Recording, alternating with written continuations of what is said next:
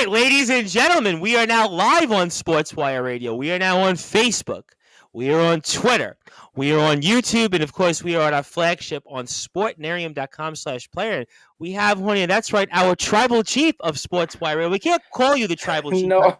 Disciple is actually our tribal chief, but you are for now on Friday nights our tribal chief. He is our wise man when it comes to all things related here to the world of professional wrestling as well as the NHL. And he's a very, very happy Washington Capitals fan these days, especially after coming back from 3 goals against the Islanders. But we're here to talk about some wrestling because he's got that championship belt, and he's our champion on Friday nights, Mr. Randy Dillon. Randy, excellent timing there.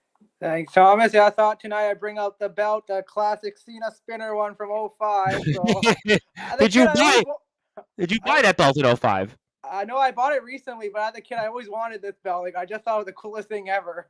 Yeah, you know what? I've actually been thinking about that the last couple of months is to actually buy one of these belts. But then, people go, oh, you have a wrestling belt. You do a podcast already. So it's like you already get the kind of like the almost like people look down on you. But that's here nor there. But I'll come back to the WWE and I'll come back to championships in a second. But I did want to touch upon really the sad news in the world of professional wrestling. And I think in a lot of ways it's touched kind of almost sports and everybody else with the sad passing of Jay Briscoe, one half of the former Ring of Honor Tag Team Champions. That was them boys, the Briscoe brothers, and Jay tragically passed at the young age of 38, unfortunately, in a car accident in Maryland, and just really, really terrible. And I wanted to get your thoughts on the passing of Jay Briscoe and any memories that you may have on him. It was such a tragic loss to the wrestling world for Jay Briscoe. For those who don't even I know Jay Briscoe wasn't in AEW. He wasn't. Well, he technically was a part of AEW because Tony with Ring of Honor, but not on the flagship. More because of that sense. But he was never in those big spotlights. But you knew who Jay Briscoe was as a wrestling fan. Right. You knew his work, how talented he was. It's such a shame we never got to see him wrestle in one of the big elite companies, but his work spoke for himself of one of probably him and his brother, a really great tag team. The matches he had with Ring of Honor, really carrying that brand, putting on that show as many others did past before him. It's just such a tragedy. And I know that with AEW purchasing Ring of Honor, the hope was maybe we got to see him, but unfortunately we in that big spotlight, unfortunately didn't. And one thing I did like is how the wrestling community came together after last week with the news with Vince coming back. That news was just such a panic in this week of the unfortunate news, but how the community come together, how all the companies expressed their condolences to him. I think that's such a great moment, and it really showed how strong the wrestling community is as well.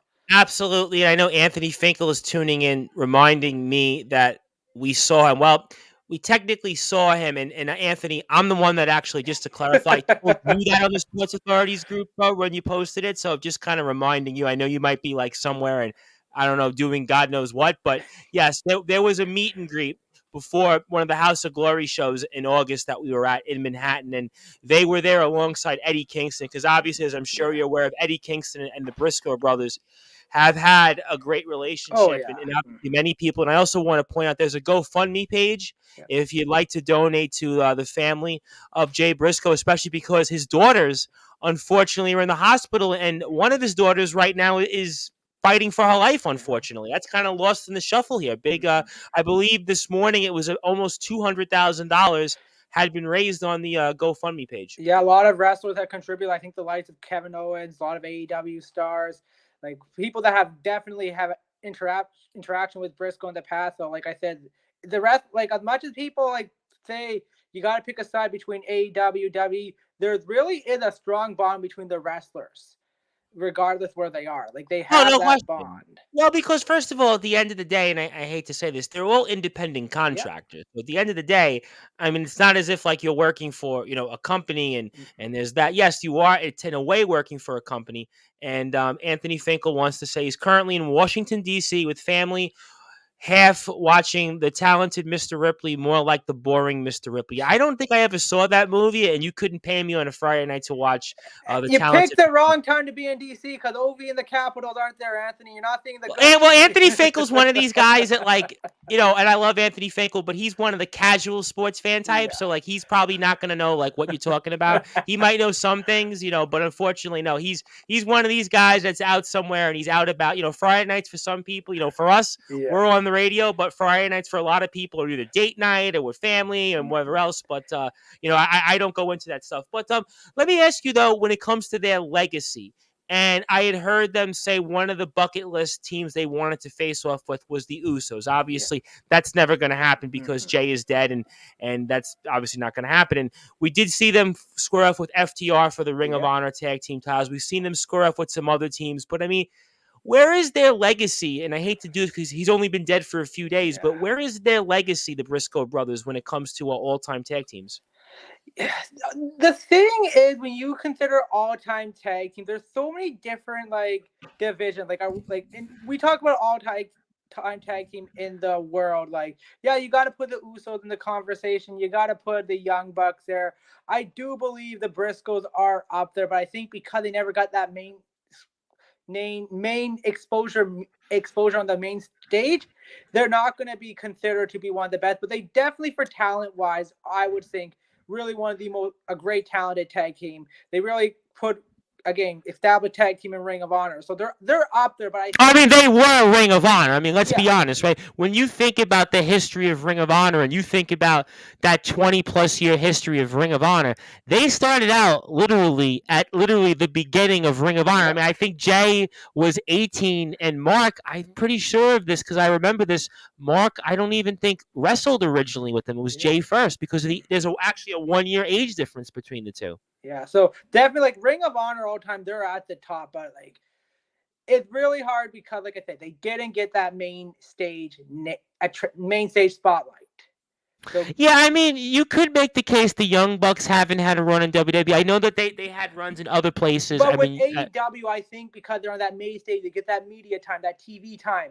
They get that attention to be considered. Well, I also think that they were very much like a throwback group. They were very much like one of these groups. They really, like, when you heard them speak, they kind of came across very, like, how can I put this, redneckish. They came across, they weren't the best with social media. I mean, in some ways they were internet darlings. In other ways they weren't. There was different things about them, and they kind of had a certain background. So, I mean, they weren't everybody's cup of tea, but there's no question what they brought to the table was second to none, I think, in Ring of Honor, and certainly maybe even in tag teams the past 10 or 15 years. Do you put them up alongside the Dudleys or the Road Warriors or the Steiners? I don't know. It's hard because, again, just those tags, like the Steiners, the Road Warriors, the Dudleys, those tag teams are just another class. I don't even think the Usos can still consider to be in that class. Yeah, I think the Usos. There, but still but the Usos and New Day, they've had almost as many championships, if not more. I do think that you can make a case, and I think the Hardys you could certainly throw in there, Edge and Christian. There's certainly the Midnight Express you could throw. I mean, there's a whole list of tag teams, but so sad news. And I almost have to ask you, I mean, what do you think happens with Mark Briscoe? Do you think Mark wrestles again? Because you've sort of technically tried this and you kind of have a little bit of insight in wrestling. Do you think Mark wrestles again? What do you think happens with him? I honestly don't know. For losing your brother, it's so hard. And just the way how it happened got to be for him. I think he could try going solo. But with his age, because he doesn't have 38, 38, he really been a tag team guy his whole career. I mean, Scott did do it. He was 30, despite Scott never always wanting to reveal his real age. I mean, Scott went singles in 98, 99. That would put him 36, 37. Yeah. There is a path. I mean, he could, but I get your point. You saw what happened with Bob. What Bubba Ray did for tag team thing, you can try the single thing. It can work, but a lot of tag teams have tried going singles, and they've really it has fallen flat. No, we're gonna get to the Dudleys in a second, but yeah, I mean, listen, Bully Ray, reinvented himself. I think Yes. that was the key. I mean, I know they tried to split the Dudleys up back at the end of the Attitude Era, and it was kind of like goofy. But Yep. Bully Ray, I think, was able to reinvent himself. And speaking of the Dudleys, perfect segue. I saw the news that there's some releases and different stuff, and one of the names I saw that is no longer in WWE, and I know he was working backstage because he posted on Instagram, was Devon Dudley. So what did you make of that there, Randy Dillon? My first thought was, oh, great. Vince is back if there's layoffs. but I think from what it sounds like, I think like the parting of ways, I think for him, maybe he wanted to try something new because look, Baba's now back in Impact, and these two do have a longevity history in Impact Wrestling. So they're Absolutely. They're TNA Hall of Famers. I mean, yeah, so that's they gonna definitely have some yeah. ties there. So we'll see what happens there. I think wherever Devon goes, like maybe. Well, do you think Devon wrestles again? Because he kind of put off wrestling for a long time. He pretty much almost formally announced he wasn't wrestling. And do you think that Devon goes back into the ring? That could be a possibility because remember, him and Bubba Ray left WWE in end of the summer of 2016. They haven't wrestled since then. They've been doing their own thing, and now he's now Bully's now back in Impact, kind of like as one of the main guys. So just wrestled Josh Alexander, hard to kill. So I wouldn't say like it's not out of the realm of possibilities. Hey, the Dudleys might want to give it another try here, one last kind of hooray run. So yeah, I mean, there always is in wrestling. You want that kind of finality, and the Dudleys would deserve that run. I mean, there was a post that Bully Ray had on Instagram that kind of was hinting at something. I mean, there is that possibility. I mean, this would have to be it if they were to do it. I mean, I'm sure that there's a market out there, and I always think that with wrestlers like the Dudleys, their run, well, it was Team 3D in TNA Impact. They actually had a longer run in Impact Wrestling than they had in the WWE. That kind of gets lost in the shuffle there quite a bit, I honestly think their run in Impact was probably was incredible with everything they did from their debut to the X Division, from the tag team to helping them getting other young team, and then from them kind of splitting up and kind of come together. How about Aces and Eights? I mean, listen, they were a huge part of that. You cannot say they weren't. So I definitely think for them, like, I think maybe for them, and listen, their end in WWE, like, no one liked how they went out in WWE. So. Yeah, I thought I was really disappointed with how they were kind of booked that one year. I know it was kind of putting over teams like you see right now, like the Usos and New Day and Ascension and the Wyatt family. But just to me, I mean, they lost like every match. They literally the first few months were hot, but after they just kind of fell off the face. And so definitely, like, I think, hey, give them one more run if they want to do it in Impact Wrestling, because like I said, they definitely helped establish that frame there for a long time. So I think it just seems fitting it being them to get that one kind of hooray in the sunset, like how Sting has gotten AEW. Absolutely, no question about it. And I want to give a shout out to Chris Pizzea, who I know is having some issues out there on the internet on Long Island. So if we don't get him, we'll say thank you, Chris, for tuning in. He says the undisputed heavyweight champion in the world, Randy Dillon. Randy he did try the wrestling thing. So, I mean, Randy could certainly speak about some of the things that we interview with the different wrestlers here on Sportswire. So technically, I mean, Randy is a champion. That's why we are calling him our tribal chief for Friday nights on Sportswire. I like you opening on Fridays. I think it's bad. I like it because when you were coming on at the end of Fridays, I'd see guys like the Brute Force, and they're like.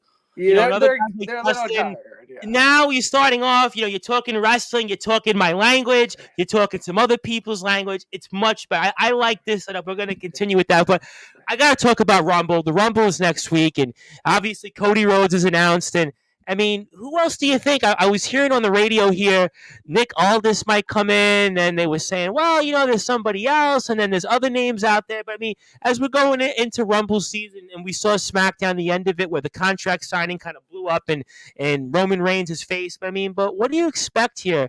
And any maybe surprises or anything else when it comes to the Rumble next Saturday? The Rumble is really going to be interesting because there's been a lot of rumors that Switchblade Jay White might show up in the Rumble. You're right. The other person, I can't pronounce his name. So there's definitely going to, I think Triple H, from what I've heard, has a lot of surprises up for the Rumble. But if you're thinking of picking the winner, I got to put the money on Cody at this point because the news came out. The Rock is not going to be ready to go for Mania. So I never thought, but it's funny you said that. I never thought he was going to be ready because he's this big movie star and you shoot a movie for months and months at a time. How are you going to be able to train? And you think that these Hollywood studios are going to want him to go out there and God forbid something happens? Because wasn't it the match against Cena where he broke his ribs? So He tore his pec, and I think as well there's been others who's kind of set that expectation high now when they go into a wrestling ring. Look at the name Pat McAfee, Bad Bunny, yep. Logan Paul. Some of these three individuals. Well, Logan Paul, I think Logan Paul was just phenomenal. These three individuals, the performance they put on for all three have been top class. This is no longer the days where a celebrity come, they might get a couple of hits, or it's kind of a sloppy mess. There's now the actual intention, like they want to put on a good match, and I think for The Rock. And listen, it's been almost 10 years since The Rock been somewhat considered in wrestling. I throw away that thing he did in 2016 at Mania with Eric Rowan. That was kind of just. I think that was more they were low on talent at that time, but I think in the class Roman is in now, it's really at a high ceiling where the expectation from knock the host down. I think I give it credit to The Rock thing. If he's not going to be ready, step back. Don't put yourself in that situation. No, because he's 50 years old now. He's 50. See, 10 years ago, he was 40, right? So when I always go by the law of logic. When you're 30, your body feels one thing. Your body at 40, it's still okay. But at 50, to be out of that ring for 5 or 6 years, I mean, I know you're in shape. I know we look at The Rock, and he's more built than he was 20 years ago. But, I mean, I don't know there, Randy. I mean, so Cody, I could see Cody winning it. I mean, I would say if you were really going to go interesting, Sami Zayn maybe would be in the running to it, because that whole bloodline scenario, that would be, one kind of thing out there. Seth Rollins is another name I would put in the ring, because what are they kind of doing with him? Because don't forget, he's kind of the only one that had a win over Roman. Yes, he beat him by disqualification. Yeah, so Seth Rollins definitely. So those are really the only three people I would predict for the men's Rumble. For the women's Rumble, it's Rhea Ripley time. If she doesn't win it, there's a problem there. Yeah, I actually, you know what? I've been sold on Rhea Ripley for the past, I want to say 6 or 7 weeks, and her mixing it up with the men. I think that she's got that size and maybe unfinished business out there. If you're going to put her out there with Charlotte, let's say, I don't know if that's really feasible. That would be one way to look at it. I would say they need Bianca Belair. Like, she's dominated. Definitely, I think it's time to take the strap off her.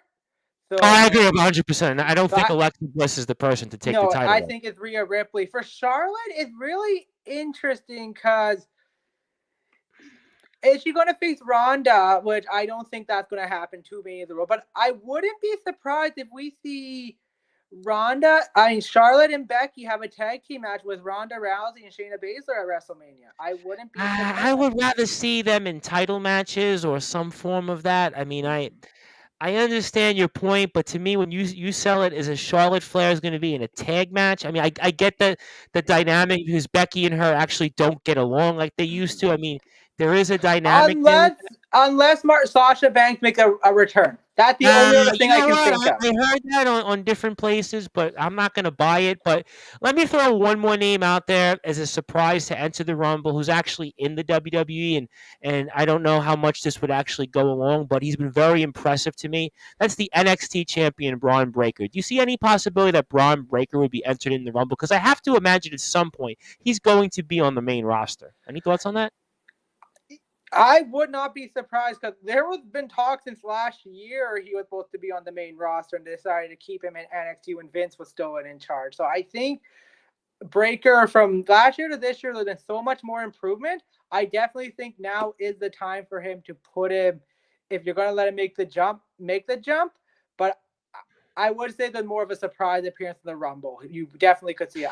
Yeah, because I think he's kind of ready, and I kind of think there's so much there with the family name. I heard on the bump last week, I heard Rick Steiner talk a lot about Braun Breaker. We've seen Rick Steiner involved in NXT storylines, and I kind of think that would be just my kind of surprise. I know nobody's really talked about him because all these internet, people and God. My friend actually made a good point. So he's dating Cora Jade right now. I saw that. Lucky him, So right? we've seen WWE, they bring couples up. So I think unless they feel Cora Jade's right to make the jump, which I don't know, but so I think so that's gonna have to be a decision they're gonna have to make. And what do you think happens with the tag titles? Obviously, now we're seeing different tag team tournaments, and it looks like WWE is going to have separate champions. Does that mean the Usos are going to lose one of these titles here? They're gonna lose one, or they're gonna be stripped of one at this point. Because You can't strip them though. You cannot. They've got to lose one. Let they them have lose to one. lose one. I think the Raw tag team makes it a little bit more sense for them to lose because SmackDown Roman's more there and stuff. But yeah, I think I said this on one of the shows. I don't know if it was with you or the Pipe Bomb Wrestling podcast, guys. I really thought that Judgment Day, who were these number one contenders, they're the ones I think that could take the titles off the Usos in some fluky fashion because you've got Kevin Owens kind of involved in Sami Zayn and some kind of fluky thing happens. Yeah. I think you get the titles off them and give it to the Judgment Day because I think they deserve gold, whether it's Rhea with the women's gold or whether it's with the tag titles there with Damian Priest and Dominic Mysterio. I mean, I kind of think they deserve gold right now. They definitely do, and give kudos to the work Dominic and Rhea have really done because they saved that group. Like there's no question. I know. I remember months ago it was like after Edge got injured and they turned him face after like 2 months. It's like, wow, what's happening with this group? Like those two really saved that group, and I think like give credit to Damian Priest, Finn Balor, always been a professional, does what he's told, even though like some of it been bad booking, but.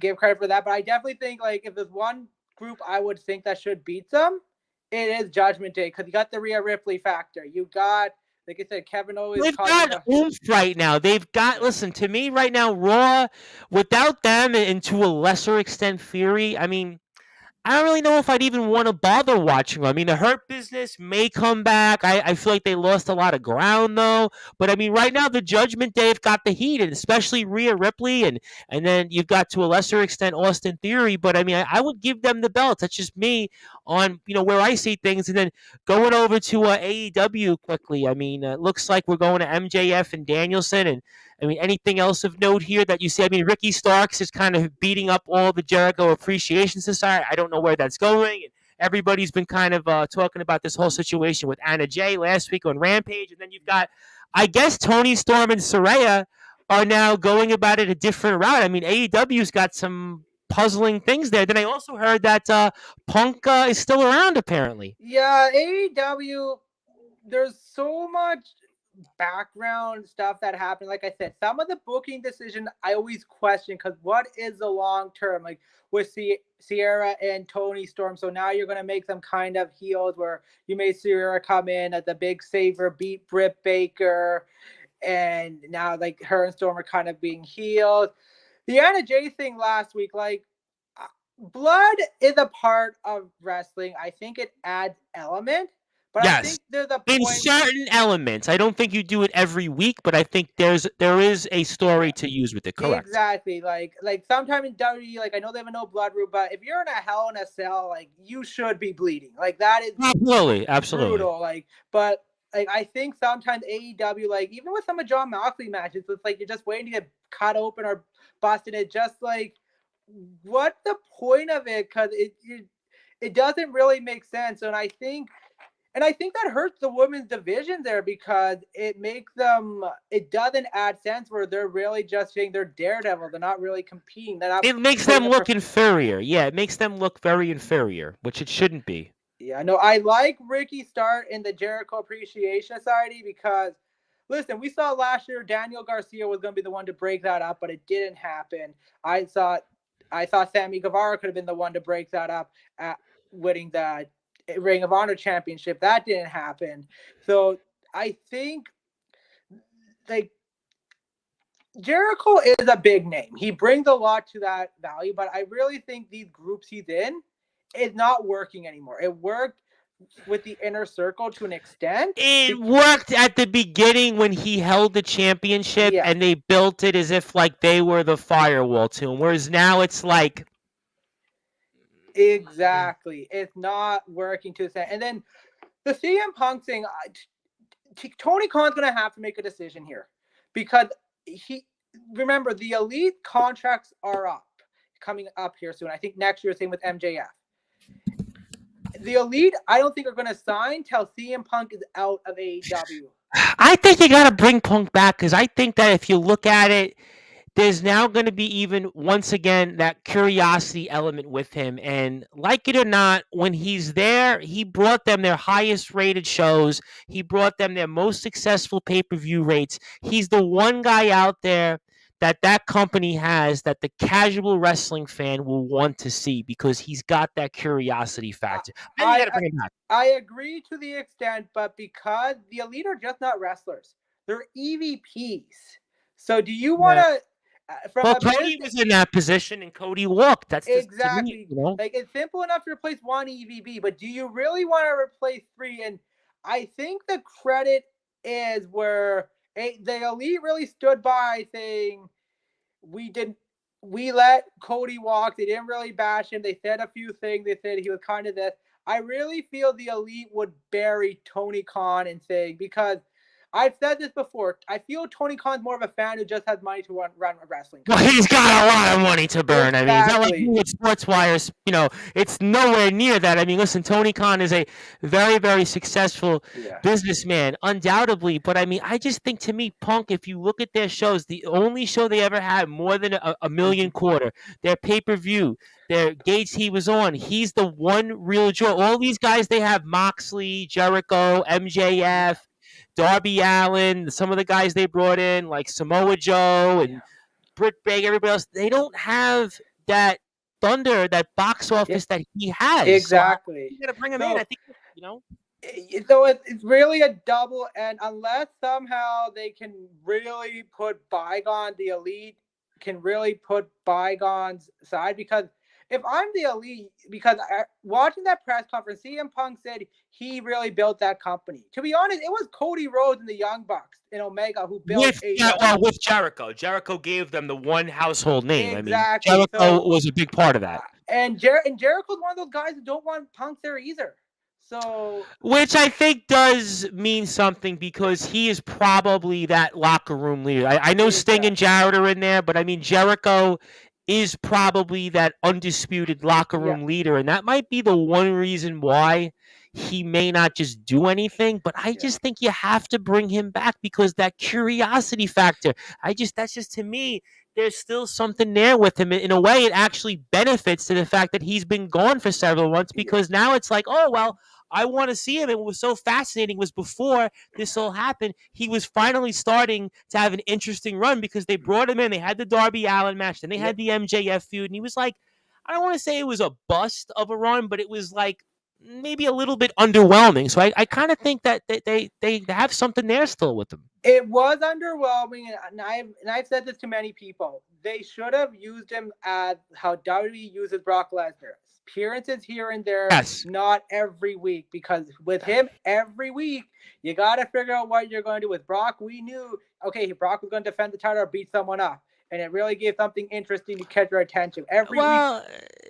You see, I think they thought that they had somebody that could wrestle there, sell the TNT shows. It helped them with Rampage. I mean, I get it. I get the point. But, I mean, look, they've got a decision. They've got a number of decisions, and we'll certainly see. Obviously, Impact Wrestling also is still out there. Some guys that are back. Santino Marella is back, and Fandango is Dirty Dango. So, I mean, there's some interesting stuff out there. I've been kind of getting back into Impact a little bit. Impact has kind of been interesting to me. I know it's not everybody's cup of tea, but I'm kind of into it. And also, MLW, I want to give a mention before we get to closing thoughts, because the Brute Force Brad Weiss is going to join us here on wrestling, is that I had the pleasure to interview a wrestler, Hammerhead Smith, who, you'll appreciate this, just wrestled the Billington Bulldogs, who was the Dynamite Kids' nephews, and they were just signed by MLW. So they might be on the pike to AEW and elsewhere, because MLW is always kind of the underling out there. So I thought that was kind of a fascinating hearing. Anything else you want to mention on wrestling before I get to closing thoughts with you? One thing with wrestling, we got Raw 30th next week. I'm kind of excited. The big thing I'm going to be wondering is, because if Judgment Day doesn't win the tag titles, I think really what's next for this group? Well, I think it depends on what Rhea does at the Rumble. If Rhea wins the Rumble, I think they'll be okay. That might be the I trade-off. would think if they don't win the tag team, Rhea win the Rumble. I gotta think Finn Balor's out of the group because I think Rhea Ripley the true leader of that group at this point. Do you kick out another leader though? I mean, Finn to me, you almost demote him. That's exactly true, though. Monday's gonna be interesting, and then the only other thing I think Anybody you looking forward to that's coming back from the past at Raw 30? I'm excited for Teddy Long because he can say you're gonna go have a one-on-one match with the Undertaker. So Well, the Undertaker will be there. I mean, I would hope they don't try to cart him out there for another match. I know there's some people saying. I would be surprised if Vince would show up. That's my interesting take. No, he Vince can't gonna show up on live television. It's too political. It's too political, but you got like even just for an ending or something like as much as there's so much like. I'm surprised Hogan hasn't been announced. By the way, Hogan's gonna be there. He is okay. I when did they announce it? Because I thought it was last week. Oh, okay, that's why. Because we were live twice today, and I was like, okay, I didn't because I was like, wow, that was my first thought. Where is Hogan? Where is Hogan on the Raw 30th? And also, Bret Hart, did they announce? No, I don't. Bret always been in this weird. I know it's the weird kind of like and third. He has it right. Like Montreal, like listen, Montreal was a shit. Like I would be pissed too if that happened to me. So.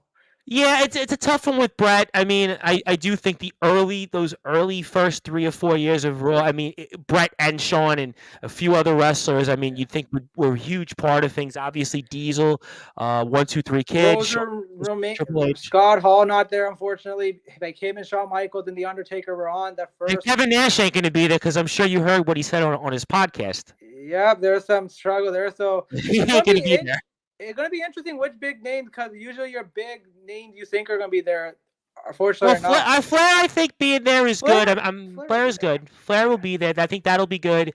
I would imagine Ron Simmons, Farouk, with Bradshaw will be that'll be good. So that'll be interesting to see. I think I'm always curious on who they trot out there. I would imagine some form of Degeneration X and C2K, Mr. C2K. Speaking of wrestling stars, says Randy Dillon the Great. So.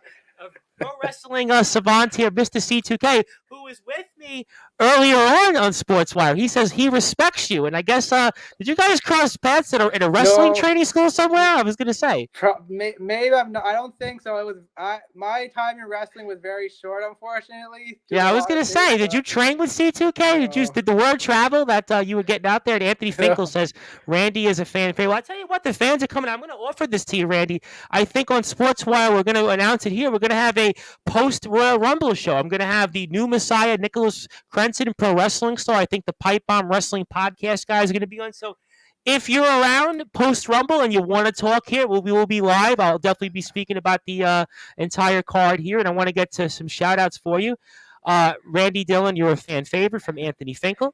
We love Randy. Well, we've had Randy here for a while tonight. I mean, I like having Randy as the opener more so than, Robin Rosca sometimes. I love Robin Rosca, but I mean, wrestling, we love hearing Justin Gianelli, who I know is having some technical difficulties. So we know Justin will be back with us next week.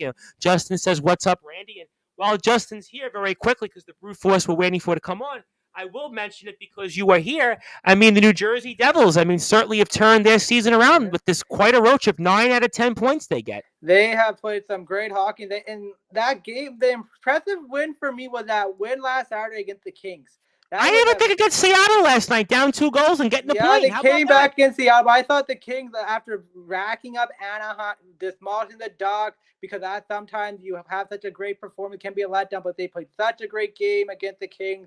And after strong afternoon game against the Sharks, definitely the Devils are in a great position. I'm very interested what this team's going to do at the deadline to see who's going to make what changes they're going to make, but they're making the playoffs.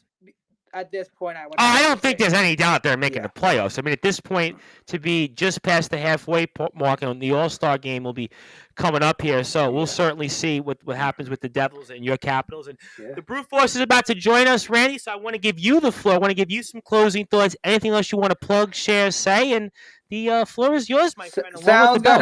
Fortunately, no closing thoughts that I got everything. We got everything talked about on the wrestling front, but with hockey, we'll get more into that later. Hoping to get a new episode out here in the next week or so. If you're doing the Rumble post show, love to be a part of it. Yes, we're gonna do it. In fact, I'm gonna let Chris Belcher know, who's the host of the Pipe Bomb Wrestling Podcast. We're definitely gonna do it. Would love to be there. And if you want to hear my opinions on wrestling or hockey, you can follow me on Twitter at Randy Dillon. Dillon spelled Dillon. Well, it reminds me of, do you remember, I think it was the Simpsons episode where Homer was singing B-I-N-G-O, bingo. Exactly. It kind of reminds me when you say that. Yeah, kind of, because I always equate everything to a Simpsons episode. And, of course, famously with the Simpsons, Bret Hart was actually on the Simpsons, which I always thought was kind of cool. I think was Stone Cold on a Simpsons episode years later. One thing I just want to say this much, I would not be surprised if Stone Cold makes an appearance at the Rumble. That's the one everyone's talking about, Stone Cold, because Stone Cold, I think, will be back. He said that he wants to wrestle another match, so Stone Cold would be a good one. All right, Randy, my brother, definitely we'll talk next Friday. Good stuff. We're definitely going to be there for the Rumble post show. Very excited. Sportswire's own Rumble post show. So thank you, my friend, and keep that belt warm, and looking forward to seeing it next Friday, my friend. Sounds good, my friend. Take care. Have a great night. All right, and he's here with us. He's live and in living color, and everybody's waiting for him. And we've actually got also here, great timing, Chris Pizzea of the Liftoff Jets and the Talking Rivals. Chris, I was like, is he going to be able to make it today? But we've got here some of the guys. And guys, how you doing? What's going on Long Island here? Was there some technical difficulties or Wi-Fi connections? I don't know. Justin, but we got Justin up. We're here. So my Wi-Fi's out. My Wi-Fi's out. So I have a tethered hotspot on my phone, giving my computer Wi-Fi right now. Oh, okay. Because I was wondering, is there a rainstorm or something in Long Island? Because I'm here in Staten Island. It was like it's funny. I was on the phone with Optimum earlier today because the TV picture was not working properly. I'm having all kinds of Optimum issues today. I was like, I don't live that far away from you guys. Is there different weather that I'm missing? That is something you guys got a snowstorm that we're missing? The weather was weird today, I will say. There was a lot of sun showers. It was very weird. I was happy about it. Listen, I really, the way I tell everybody here, we'll get into the NFL in a second, is we are now officially 1/3 of the way through in winter. So that means we've only got 2/3 left. So that means, listen, every day we gain a minute. So if you notice, you look outside, it's a little past 5 o'clock and there's still light. Yep. So there is hope. So every day there is hope. But gentlemen, good to be with you here. And before we get into our picks and I'll talk about the news and notes, I see you got the screen here, clear and in living color, the Brute Force Brad Weiss. And tell us how everybody did here on our picks in last week's Super Wild Card Weekend. See how we're doing here. Give us here the rundown. Yeah, well, I'll tell you this. I stunk. That's part one. I listen. I'm living up to my end of the season woes, 3-3. I mean, that's pretty bad for last weekend. But 500 though, 500, not bad. Yeah, but not when John Gonzalez gets everyone right. When he goes 6-0 and rubs it in my face, it's not that great. So, most guys, as you can see, did 5-1. Anthony Finkel actually got the 4 right that he submitted Tom Bryce. But he forgot to submit the last 2, so I had to give him loss. Yeah, but I'm glad, though, that you brought that up because he didn't submit 2. So he should get a forfeit for that because you should be submitting all your games really by the time we're off, especially now. There's no excuse because there's only 4 games left for this weekend. So, I mean, you should be getting everything in tonight. There should be no, hey, I got a napkin and I'm in Bumble, fill in the blanks, Virginia, and I can't do no. You got to listen. You got to get the games in at this point. So to me, I'm glad, though, that he's 4-0, but counted as 4-2 because he didn't pick the games. Which games did he not get in, by the way? I got to remember which ones. Let me think. Giants-Vikings was one, right? I think he missed that one. I think he missed the last one. I'll tell you what happened. because he's probably listening. He missed the Sunday games because he was probably snoozing somewhere because he was there with us early on. So he's probably like he snoozed off and goes because I know him. He's like me. He's up early all times of the day. So we had the Sunday games chronologically last. So he probably missed Giants. I'm going to say Giants Vikings. Maybe he missed, and I'm going to say maybe he missed the Monday game. Yeah, bro, I got to pull it up. I haven't pulled it up yet. Right, But, well, you got that. But listen, the story is, most of you guys did well. Justin, Chris, you did well, 5-1. But unfortunately, if I want to get a little selfish for a second, John Gonzalez did really well, and I stunk. So that's what I gotta say. He did tell me that during the week that he had a feeling that you would pretty much say your performance wasn't very good. He had a feeling that you were going to say exactly pretty much those words. So obviously we'll see how we do this weekend coming up, and John definitely has a leg up. But listen, Chris, Justin, and Joey Bostrom, who I know is not here with us, are 5-1. So kudos to those guys.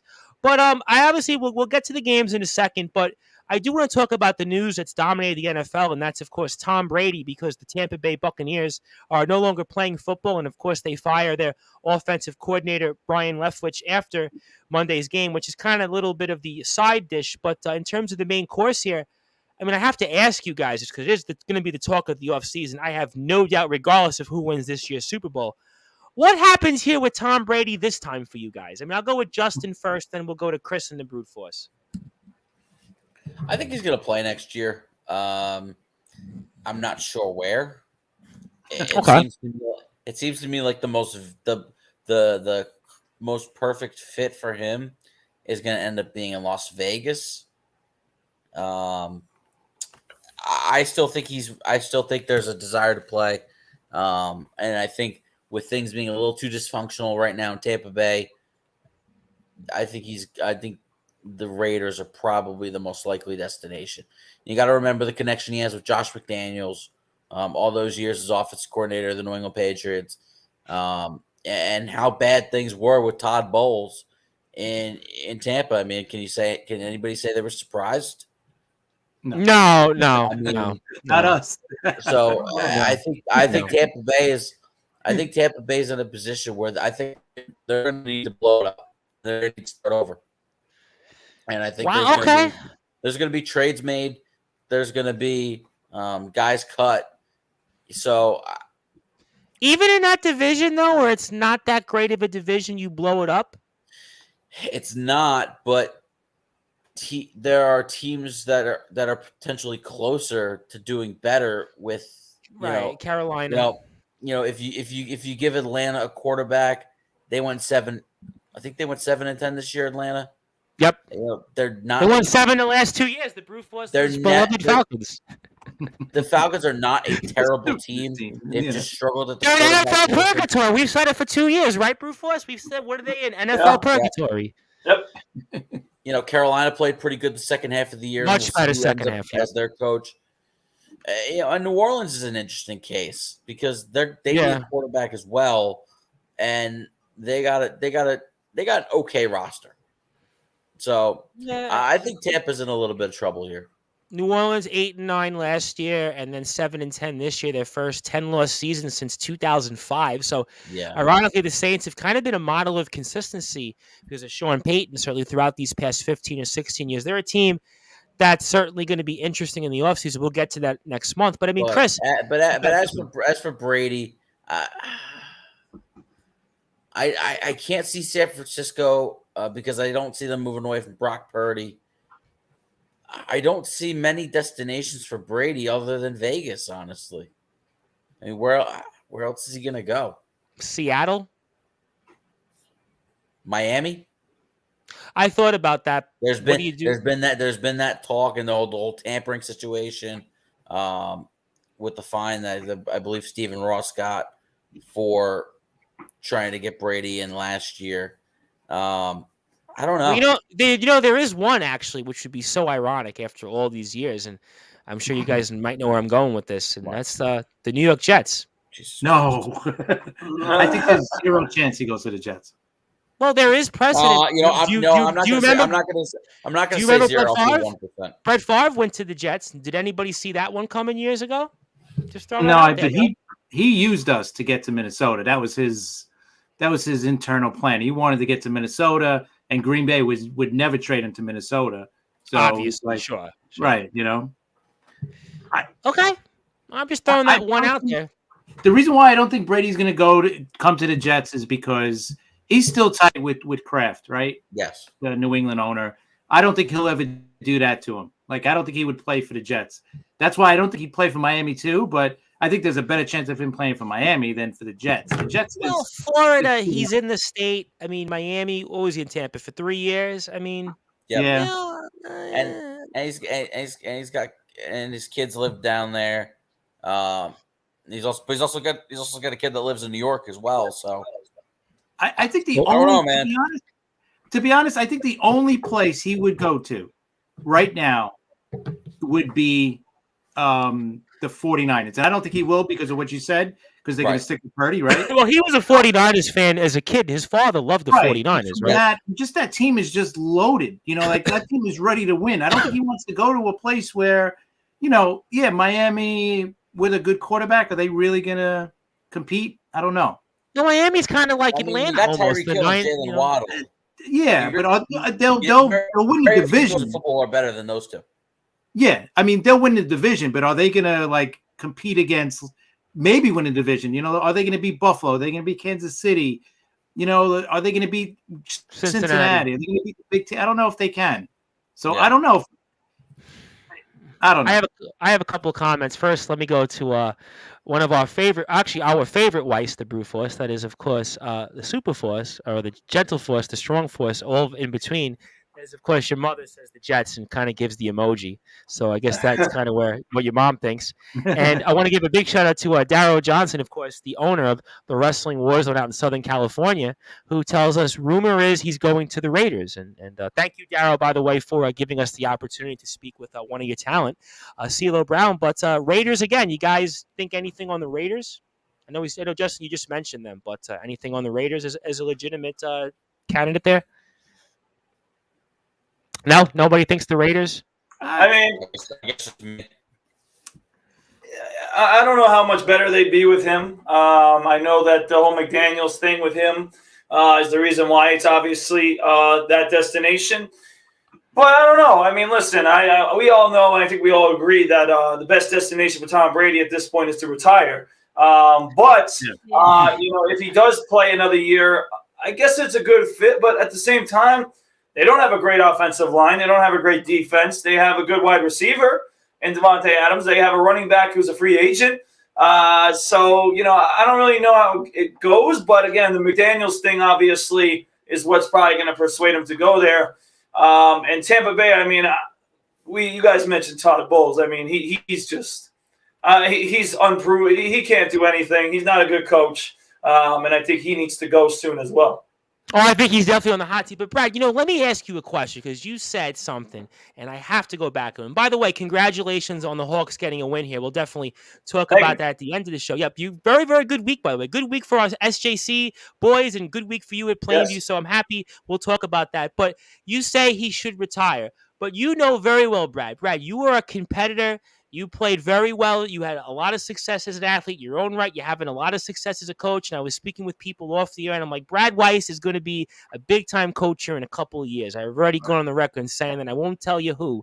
But, I mean, you know very well, if you were in that shoes that Tom Brady's in right now, you would want to come back because statistically, he still played at a very high level. He did, and listen, this was obviously not one of his better years. I mean, he still had some really bad games and that's some horrendous passing decisions. I agree with you on that. Moments. But listen, obviously the team in the Buccaneers, first of all, there's a reason why Byron Leftwich was fired. Do I necessarily agree with it? I don't know. I mean, I don't really know the Buccaneers that well, but from what I've been hearing, their offense was very predictable. They didn't really do anything. And again, watching them against the Cowboys, who I'm obviously really pissed off that they didn't even give them a game, for God's sake. I picked the Buccaneers. And they didn't even give them a game. I picked them also. What a horrible game to watch, by the way. What a horrible game. Absolutely horrible. But listen, he still has something in him. But again, if he's going to play Tom Bryce, he needs everything to be complimentary and work. And that's why the Raiders, they have so many holes. So that's going to be an issue. Like, if he doesn't have a good defense, that's not going to help. If he doesn't have a good offensive line, that's not going to help. If Tom Brady's going to be successful in this league and continue to play and put up, successful numbers, he needs a good team around him. And the Raiders are certainly not a full, complete team. The Buccaneers right now are not a full, complete team. They are closer to it, in my opinion, than the Raiders are. But the coaching staff is not good, and that's why I think Tom Brady won't stay. Miami, though, I think Justin mentioned Miami first before I get to Miami's not a bad one.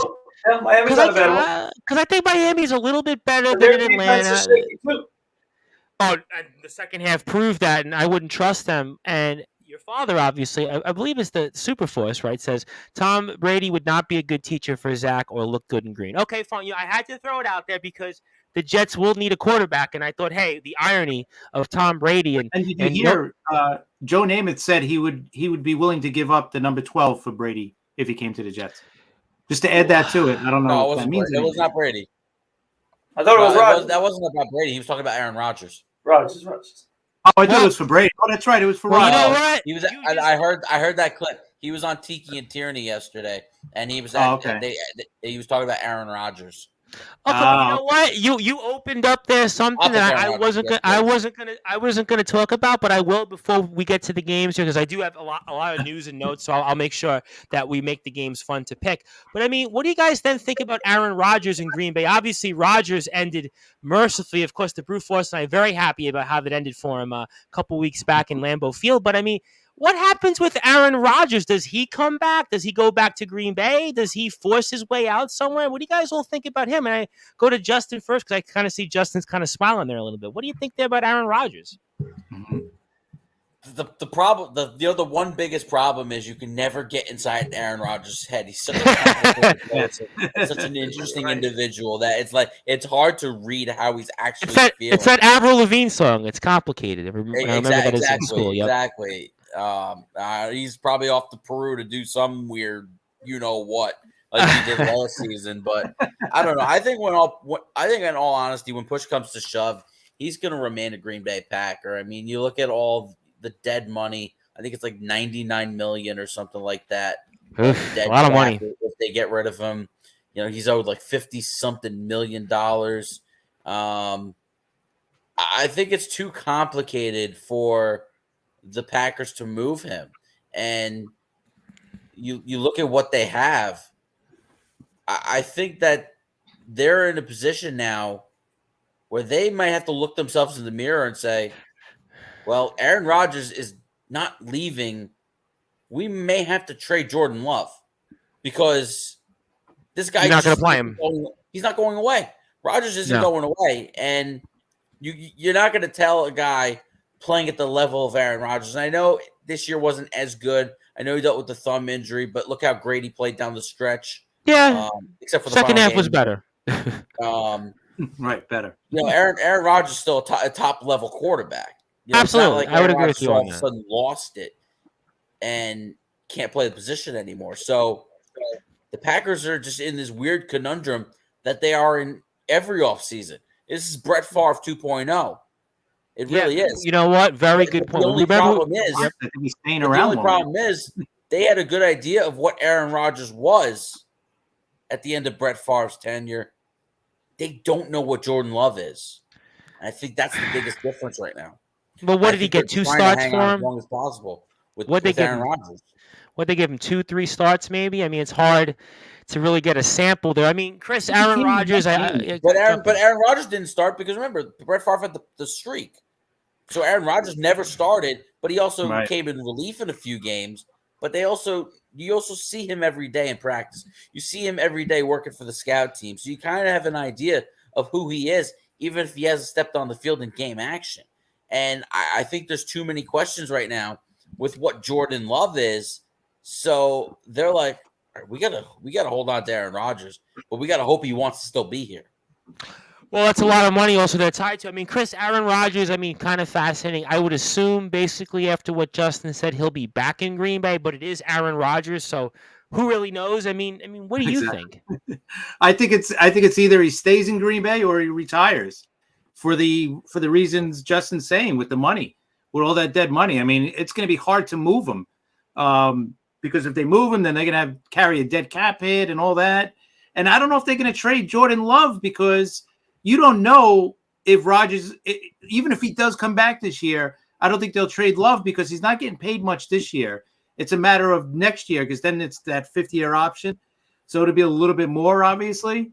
But I think they'll hold on to him because we don't know how far Rodgers is going to be. Is he going to stay? All right, if he stays this year, you're going to go through you're going to go through the same thing next offseason.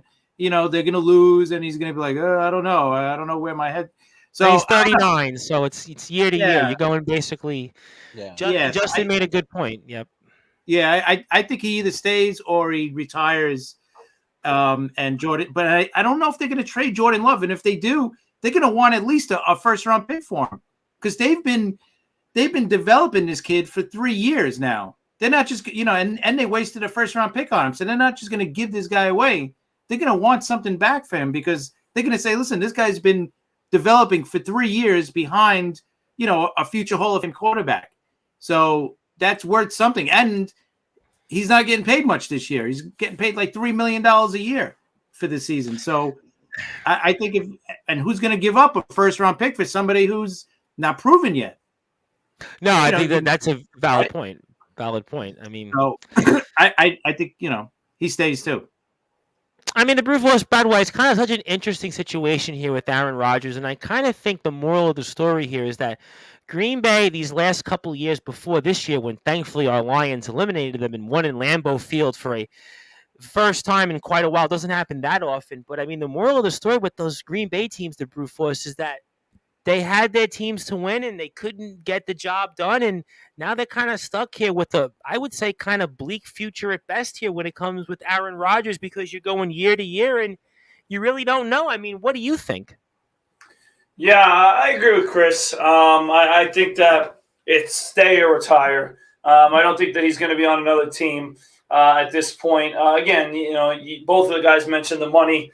Obviously, that's there. But also, listen, I mean, at this point, with where he's at, I just think that his only choice is to win in Green Bay at this point. It wouldn't look good to go elsewhere at this point. He has, players who got better this year. And listen, it's partially and probably more than partially his fault for what happened because it wasn't like he was out there last offseason working with his young receivers or doing anything. He was chilling in other countries, not participating in the whole saga with this contract, everything like that. And then every offseason, it feels like we got to talk about this guy every other week, right? About what he's going to do. Oh, what is he going to do? What is this going to do? Like, there's enough of that. And I think that Aaron Rodgers, at this point, there's not enough, juice really to trade him. I don't think teams are, obviously they want him, but I think with the money, it's just too difficult to trade for him. So I don't think they're going to actively be aggressive just because of that. And then, he's not going to retire at this point. I don't think it's different to Tom Brady. I think Aaron Rodgers is still playing a high level of football. And I don't think he looks like a guy that needs to retire. I'm not saying that Tom Brady necessarily looks like it, but he's showing signs of why it's almost time to do so. And I think the difference is, to me, with Rodgers and Brady is that what does Brady even have to prove? I mean, at the end of the day, right? I mean, Rodgers is kind of, to me, almost like in that Peyton Manning territory where it's like you might need that one more Super Bowl to kind of reaffirm in a way. I know that statistically he's going to regardless be in all those categories and he's still an elite, great quarterback. But to really be, to me, in the stratosphere, you judge the quarterbacks on how many Super Bowls. And I kind of think Aaron Rodgers might want to play to get that one more. Whereas Brady, I mean, at this point, it's like Michael Jordan in a Wizards uniform. I mean, what are you really getting at this point out of it? I mean, to me, he's got 7 Super Bowls. He's played in 11 of them at this point. I mean, what are we really proving at this point? I mean, are we just playing just because, divorce money is going to come? I mean, that's really, but even then, I'm sure Mr. Brady's doing okay in the bank account. But we are here on Sportswire Radio. We are speaking all things related here to the world of sports. And here with 3 of my favorites here, that is, of course, Justin Gianelli of the Baseball Banter Show. Chris Pizzea. Chris had a great episode last week. I had a chance to listen to it with Coach there last week, and just a phenomenal episode. They talk so many strategies, so many different things about the Jets. And really tremendous honor for the guys. Please follow them at Liftoff Jets on Twitter. Also, the Talking Rival Show. We're going to play that this weekend as well. So, really, really great job, Chris, there, and also Sharman, your co-host, and the Brute Force Brad Weiss, the very successful Brute Force Brad Weiss, at least on the basketball court these days. NFL picks to be desired. But when it comes to our basketball, he's doing a phenomenal job there over at his alma mater, Plainview JFK, for our boys JV team, and the varsity team is doing very, very well. And my name is the Reverend Tom Bryce. And if you like what you hear from us on Sportswire Radio, please continue to give us a like on Facebook at Sportswire Radio. Well over 500 followers now. So every day we pick up a couple of new followers. YouTube at Sportswire Radio, picking up a couple of new people here and there on YouTube. Appreciate that. And you can listen to great shows like the Baseball Banter, like the Talking Rivals, the Liftoff Jets, and all other things on Sportnarium.com/player. And we are here speaking all things related here to the world of the NFL. And guys, let's kind of get into it here. Certainly when it comes to our divisional round, and I was speaking with Rob Maraska off the air, and I said, don't worry, Rob, we'll talk the Hall of Fame next week, and this is the last real football week. I know we'll still have our championship game, but this is the last one where you say, all right, Saturday and Sunday, so it kind of hits you like a ton of bricks. But we are here. We're going to speak about some of these games, and let's go first as we do chronologically in order. And I'm sure John Gonzalez of the Sports Authorities Group, that'll put the bat signal on for him. And somebody's got their Christmas lights or some ringing on there, but that's okay. But let's go to the first game, which we'll see on NBC, 4:30 p.m., 3 o'clock, I believe, is when the pregame festivities will start for the, I guess, Saturday afternoon in America team. It's usually Sunday night in America. But we have here the Jacksonville Jaguars, and I've got some interesting notes about them later on. And what a story, obviously, coming back from 27 points down against, unfortunately, our Los Angeles Chargers fan, Anastasia Raznia. Unfortunately, she's a big supporter of ours, and she's devastated still about the Chargers. But the Jaguars advance, and they're going to be in Arrowhead against the Kansas City Chiefs, who had won the top spot for now, I guess you might say. Chiefs are 9-point favorites. 53 is the over-under, 4:30 p.m. Eastern Time. And Justin, I see a jersey on, and I'm not quite sure what jersey that might be. So I've got to ask you, give me your thoughts on this game and who you may pick between the AFC South division champions, who you might call the Cardiac Kids, the Jacksonville Jaguars, and in the usual spot, the Kansas City Chiefs. Well, this is a Patrick Mahomes jersey, first of all. Okay. And two, I feel bad for the Jaguars. They had their shining moment last week with an incredible second half comeback to beat the Los Angeles Chargers, and you could blame the stupidity of Joey Bosa for slamming his helmet. Because that's exactly what allowed Doug Peterson to go for 2 on that touchdown, and it made 30-28. And then that field goal ended up being the game winner from Riley Patterson and the Jaguars with an incredible comeback. They were down 27-0 just shortly before the half. Trevor Lawrence kept his composure, and I think that's the biggest difference between some of these young quarterbacks and what you see out of Trevor Lawrence. And this is why Trevor Lawrence is who he's going to be, and he's going to be a tremendous franchise quarterback for the Jacksonville Jaguars. This dude throws 4 first-half interceptions, 3 to Asante Samuel Jr., and the one thing I noticed is that it never seemed like the confidence wavered for Trevor Lawrence. It never felt like he was down. It just felt like Doug Peterson was in his ear and said, hey, you got this. We're going to need you in this game. You got it. You're going to come through for us. And Trevor Lawrence comes through with an incredible second half. You have to wonder, and obviously we saw the news that the Chargers fired Joe Lombardi and the passing game coordinator as well, because the offense went stale in the second half for the Chargers. And the Jaguars were able to mount this comeback. It's a tremendous story. Unfortunately, they're running into a buzzsaw. And I know they're coming off a bye week, but the Kansas City Chiefs, I think, are just on another level right now. And, they're going to be able to score at will, and they're not going to blow that same type of lead that the Chargers did. Unfortunately, I don't even think that the Jaguars will cover. I like the Chiefs both on the cover and to win the game. And I think it's got that 35-10 type feel.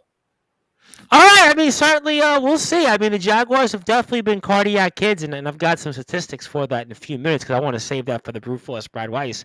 But because obviously he's down in the standings, so he might feel, you know what, let's take a shot here. But Chris, boy. I mean, we're a story here still, nonetheless, from the Jacksonville Jaguars. I mean, we think about the first half of the season, they were 2-6, and here they are, and they're 10-8 technically, and they win the AFC South. And Doug Peterson comes in here, and it's a different culture, and they believe in themselves. And you got the Kansas City Chiefs on the other hand, who are in kind of the same spot, and it's almost you kind of feel like that this could be maybe it's Kansas City's time once again to get another Super Bowl. You think here could be another trip to the championship game, plus much more. But it is still two young quarterbacks, believe it or not. And interesting stat for everybody now: every quarterback that is playing in the postseason was actually born in the 1990s. So I know that Tom Brady was out and he was born in the 70s, right? Which is kind of so amazing to think about. But we now have every quarterback that is alive still that is in the 90s. So there's nobody from the 80s and nobody from the 70s in Tom Brady, right? But Chris, here, two young quarterbacks, two franchises that could certainly be going or keeping in directions that they've been in, the Jaguars and Chiefs. And Chiefs here in Arrowhead are 9-point favorites. 53 is the over-under. And what do you think happens here, and who do you like? Well, first of all, the Charger-Jaguar game last week was my only loss. So I saw 5-1. Yep. Technically, I don't feel like that was a loss. So I should 6-0. But anyway. Well, you know, it's funny. John Gonzalez, actually, it's funny you said that because I should say it on the air because I don't know if he's listening or not. But John Gonzalez, actually, I thought for a while you were undefeated, actually. I remember John, I have receipts from him. He thought you were also undefeated. I thought so, too. If it wasn't for that game. But anyway, yeah, I'm with Justin. I think Kansas City's going to win big here. Listen, if Kansas City opens up a lead, they're not going to give it up like the Chargers did last week. And one thing we've learned over the last, 20 years now with Andy Reid, he is great when you give him a week off to prepare his team, right? He's great after the bye, going back to his Philly days. So yeah, I don't think Jacksonville's going to keep up with them. They beat them. The Chiefs beat them earlier in the season. I think it was in November 13th. I believe it was. Yeah, Kansas City was up 20-0, and they wound up winning 27-17. Correct. Yeah, I think he had a couple of turnovers. Kansas City, I think they had 2 or 3, right? So probably didn't play their best game, but I think it'll be the opposite. I think they're going to win big. I think they're going to cover easily. Definitely Kansas City. Okay, all right, fair enough here. I mean, certainly we'll see here. That is putting the bat signal on, as I just did with John Gonzalez. He says, was my name just mentioned? Did I hear? Welcome, champ. Well, for you, John, as you are the host of the Sports Authorities Group, I will say the regular season champ is here. Of course, from our NFL picks on Sportswire Radio, that is John Gonzalez, who won just under 2/3 of his games here. And John right now is on top of the standings here in the postseason. And John, you should note that Anthony Finkel was 4-2, but he was 4-0. But apparently he forgot, I guess, to write on his napkin 2 other games. So that's why he's 4-2. So I think, John, you would certainly appreciate that here. And Anthony Finkel, the Brute Force, actually messaged me out of the blue in the middle of the week and said, you know, I actually kind of like the nickname of the napkin. So maybe it's motivating him because he seems to be playing very well with that. But you know the Brute Force, as you alluded to it, and certainly it wasn't the week that you'd hoped for.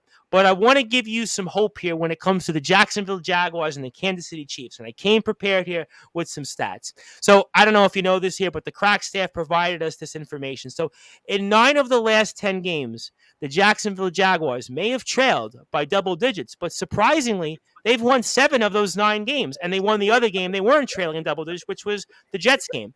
Also, we have here, when it comes to the Jaguars, one of their players here, which was Rayshawn Jenkins, said, I look at us like a bunch of cockroaches. Like, we can't be killed. We cannot be killed. So the Brute Force, Brad Weiss, and conversely, when it comes to the Kansas City Chiefs, they've actually played, little known fact, the second most rookies in the NFL. So if you are thinking about this matchup here and thinking about everything that I just said here, the Jaguars being the cardiac kids and the Chiefs actually not as experienced as maybe some would seem, and maybe this is a moment here where Kansas City and Arrowhead loses. I mean, Do you want to feel like it's time for the upset special? The Jaguars are 9-point underdogs. 53 is the over-under. It's going to be 39 tomorrow or so around kickoff. And, I mean, are you feeling like you want to push that button for the upset special after all those legitimate facts that you heard based on the Jaguars and Chiefs? Nice try, Tom. No. Nice try. All right. No, I do not. And certainly, listen, you know what? The fact about the Jaguars actually being down by a lot of points and coming back in 7-0, that's actually a really good one right there. I know. I thought about that before we were in there. I'm like, I got to get one for Brad. I got to get one on him. Yeah, but not so much, okay? Because you mentioned the experience in those rookies, all right? Well, last time I checked, like Chris just said, Andy Reid is still the coach. All right, Patrick Mahomes is still the quarterback. And basically that's all I need to know in this matchup because I think Mahomes is going to dominate. Jacksonville's defense, I know that they played well in the second half, but they sure didn't in the first half. And listen, I actually blame, Justin used the word stale to talk about the Chargers. Why don't we talk about the guy Stale Lee? All right, I was going to say that. I was waiting for that. Because speaking of stale, okay, that's what that guy is in a nutshell. Okay, he is stale. He is bad. He doesn't know how to coach in situations like playoff games. He's failed on multiple occasions. I've had his back in the past. Okay, but this was my final straw with him. He needs to be fired now. He should not be the coach. You cannot blow a game like that when you're up that much at halftime. Okay, and the fact that he let that happen, and again, we could blame Joey Bosa, and we could blame, other things, but the coach should have had more control on this, and he just let the game go like that. Like, it was quick. They came right back on them. They had no resistance offensively, and I know it's why they fired the offensive coordinator, but listen, they're trying to do everything for Staley. He needs to be gone, okay, because, listen, not only is Staley not a great coach, you have an opportunity now to get a great coach in Sean Payton for your team. Why would you pass on that opportunity right now, okay, which you can do? And listen, Brandon Staley, like I said, he's just stale. He's not a good coach. He's proven that he doesn't belong into this job. Okay, this Chargers team, which wasn't healthy, which, you want to say that maybe they weren't healthy this season, give them a second chance. Listen, they're going to be back. They're going to be better next year, okay, in my opinion. Get a good coach in there and go and be a contender. Because with Staley, you're just going to stay stale. That's a good one. That is a good one. And it almost reminds me a little bit of the NHL when the Islanders had Jack Capuano as the coach. And you just felt like that they just didn't have the right coach there. And there was just decisions made. And you kind of feel the same with the Chargers here in Staley because these last 2 years, there was glaring things that happened here with this team. So I will give you that. John Gonzalez has a few comments. I want to get to John, and big shout out to John as always. Yes, let's give the Brutes some hope. But he also goes on here and says, actually, I see this as a close game, but I got the Chiefs. I'm a big fan of Doug Peterson. And Doug Peterson, phenomenal job here taking the Jaguars into the postseason, winning a game, winning the AFC South. And I am going to pick the Kansas City Chiefs for two reasons. The first reason is, thanks to the Cracks that for giving to us this, at kickoff, it's going to be a mix of rain and snow. And I would have to venture to say Jacksonville doesn't play much in the rain and snow. And I would have to think that's advantage for Kansas City and Arrowhead. And one of the other reasons why, going back to the rookies, I'm going to pick the Kansas City Chiefs here is Isaiah Pacheco. And Isaiah Pacheco kind of gets lost in the shuffle a little bit, but here's a guy that averages 5 yards a carry, got 6 touchdowns, close to 800 yards. And you think about maybe the first month or two of the season, you didn't see much touches from him. And I kind of think that lengthened a little bit the Kansas City offense there a bit and gave them that other option, and kind of saw why the Chiefs had scored even more in the second half than they did in the first half. And I think that's why they were a little bit more of a complete team. We were surprised about that. So I'm going to say here, Kansas City 28, Jacksonville maybe 14. I do think that Jacksonville will give them a game because you can certainly never count on a team that's resilient. And I think a team like Jacksonville that's, they're used to coming back. I mean, 3 times you look at these last 10 games, they've been down 17 points or more and won. You've got to give them that much. I mean, Dallas, the Raiders, Chargers. So John Gonzalez, though, would like to chime in. Says Trevor Lawrence going to the Waffle House after the game kind of reminds me of the Brute hitting the All-American Burger. I got a better one for that. The Brute Force. Do you remember when during COVID when the Brew Crew were playing and you would go to the batting cage? Remember you were going to the batting cage? That's what that reminds me of. That's what that reminds me of most. When you go to the batting cage. I think there was one time out that there was a video on Instagram. I think I got tagged in. Remember you went to the batting cage? I think you posted on Instagram. So I think I did on multiple occasions. And I know. One of them it did work. I think one of them you went like 6 for 9 or something like that. Then I think the next week I think you were like 3 for 8. And it was like you went back and said, right. yeah, well, but that's why the Brew Crew aren't playing right now. But we're playing here picks. So I do have Kansas City here. So I think Kansas City wins comfortably. But I do think it'll be a game. So let's go to the next game here, Saturday night game, and this is kind of the game. These next 3 games I'm all excited for, but this is the game here that I think a lot of people are going to be. I'm very curious to see where they pick, and Chris, I know where he's going to pick. But Justin, we have the New York Football Giants and the Philadelphia Eagles, and I'm a little surprised that the Eagles are a little bit higher favorites than I would have thought here. Maybe Vegas kind of respects the records here a little bit, but Eagles are 7.5-point favorites. 48 is the over/under. Eagles obviously win the NFC number 1 seed, and it took them a little bit of a while, but they did do it, and Jalen Hurts came back the last game, and it was so-so at best, but Eagles had quite a season, 70 sacks, almost broke the NFL record, and Hurts himself is going to get a lot of consideration for an MVP, and also franchise history, first time 1,000-yard receivers together, but the story is going to be the New York Football Giants winning their first postseason game since the last time they won the Super Bowl. And Daniel Jones making big play after big play, and Saquon Barkley. And I know it's going to be a matchup here where I think we're going to get some difference of opinions here, but you're up first. And Giants, Eagles, 8:15 p.m. game. Eagles, 7.5-point favorites. Justin, who do you got? First of all, I'm not so sure how healthy Jalen Hurts actually is. Of course, we know he's going to play in this game, and he's going to have his impact on this game. But in reality, how healthy is he, and how is that shoulder going to hold up for 4 quarters? That really puts a lot of questions into the Philadelphia offense. As for the Giants, I mean, what more could you say about the job Daniel Jones did on Sunday against the Minnesota Vikings? Granted, I know that the Vikings don't have a great defense, and, obviously we found out earlier in the week or late yesterday, early this morning, that the Vikings fired defensive coordinator Ed Donatel. But, Barkley with some big runs last week, Daniel Jones making plays with his legs, making plays with his arms, 8 catches, 105 yards by Isaiah Hodgins. I mean, the emergence of Hodgins is huge for the Giants. And it's one of the reasons why I think this game is going to be a battle. I really think that this game is a game that's going to go down to the wire. The Giants are in very good position. And I think this is the one team that the Eagles right now don't want to see. I don't know that the Eagles are really looking forward to this matchup, because the Giants are a team that are going to give them problems. I mean, we saw how it was 2 weeks ago, and the Giants played a bunch of backups, and it ended up being a 1-score game.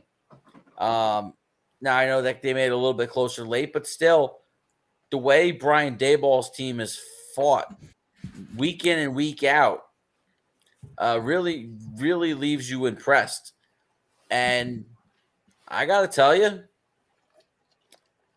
Giants are going to the NFC Championship game. I got the Giants here. I knew there's going to be split opinions. You know what? I just love the way Daniel Jones is playing. I really do.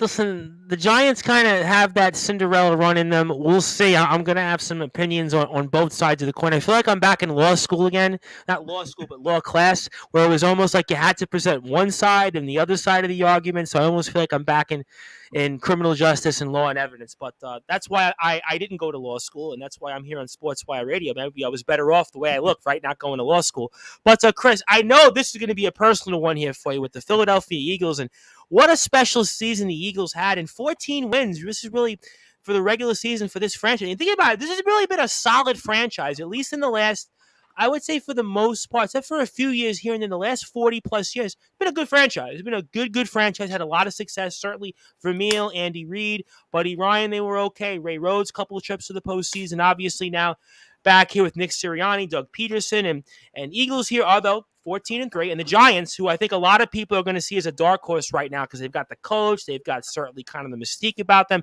quarterback and such. But I mean, you've seen the Eagles more than anybody. You know the Philadelphia Eagles more than anybody. I heard you and Sharman talk a lot about this game on the Liftoff Jet Show, and we'll play it here for sure coming up on the weekend. But I mean, you got to tell us who you think here. And Eagles are 7.5-point favorites. 48, by the way, which I think is a little high for the over-under here. But an 8:15 p.m. game, Fox. I think a lot of people are excited about it, and we're excited to know who do you got. You know what? Yeah, of course I'm going to like the Eagles in this matchup, right? They're home. I don't understand the spread, right? Because when they played about a month ago at MetLife, they were 7-point favorites in MetLife on the road. And they totally destroyed him that game too. So I don't get how the line is back to 7 in Philly. I get it that Philly hasn't played well the last couple of weeks, but Hurts missed 2 weeks, right? And then Hurts came back. He was a little rusty because he was out for 2 weeks. So I get all that. But you know what? When you look at the Giants, yeah, it's a great story, and Daboll's probably going to get Coach of the Year, right? I think he should win it. I don't think anybody's done a better job than him. Well, Peterson, we just spoke about. He's going to be right there. I mean, I agree. But I think Daboll deserves it because of the job he's done. I mean, he's really had to do the most with the least. Fair. I just, you know what? The Giants, great story and everything, but they're playing the Eagles now. The last few weeks, you could say whatever you want. They've looked great, but they haven't beat anybody that good, right? We talked about, it was great that they beat Minnesota last week, but we know Minnesota is right. We know what Minnesota is, right? They haven't beat anybody that good, actually, all season. So, yeah, the Giants are doing great. I'm not taking anything away from them, but now you know what? They're playing the best team in the NFC this year. So, and they're healthy. Jalen Hurts was not on the injury report this week, so I'm assuming he's healthy. Because I think if he was banged up a little bit, they would have had him on the injury report. And he played 2 weeks ago. I think Justin made the same point. He played 2 weeks ago. And you know what? And now you got the Eagles. They got the week off. They had another extra week to prepare for them. You know what? Lane Johnson is playing. He was supposed to be out, but he's playing. He wasn't even on. He's in my notes, and I have him in my notes. Yep. Right. Good point. So the only major injury is Avonte Maddox. He's out. But other than him, I think they're coming in healthy. I love the Eagles in this game. I hate to say they're going to cover, but I think they're going to cover. I don't think it's going to be a blowout like it was the first time, but I think they're going to win by at least 10. And I have to ask you before I get to the brute force because John Gonzalez had noted it. Ron Jaworski throwback there, Jaws? That's right. He was He was my first favorite player I ever had. So, have you had that jersey? Have you had that going back to when he was with the Eagles? No, I was going to say, wow. It's a throwback. It's not an actual from 1980. No. Jaworski had a good career. I mean, he kind of gets lost in the shuffle statistically now. Yeah, but it was long.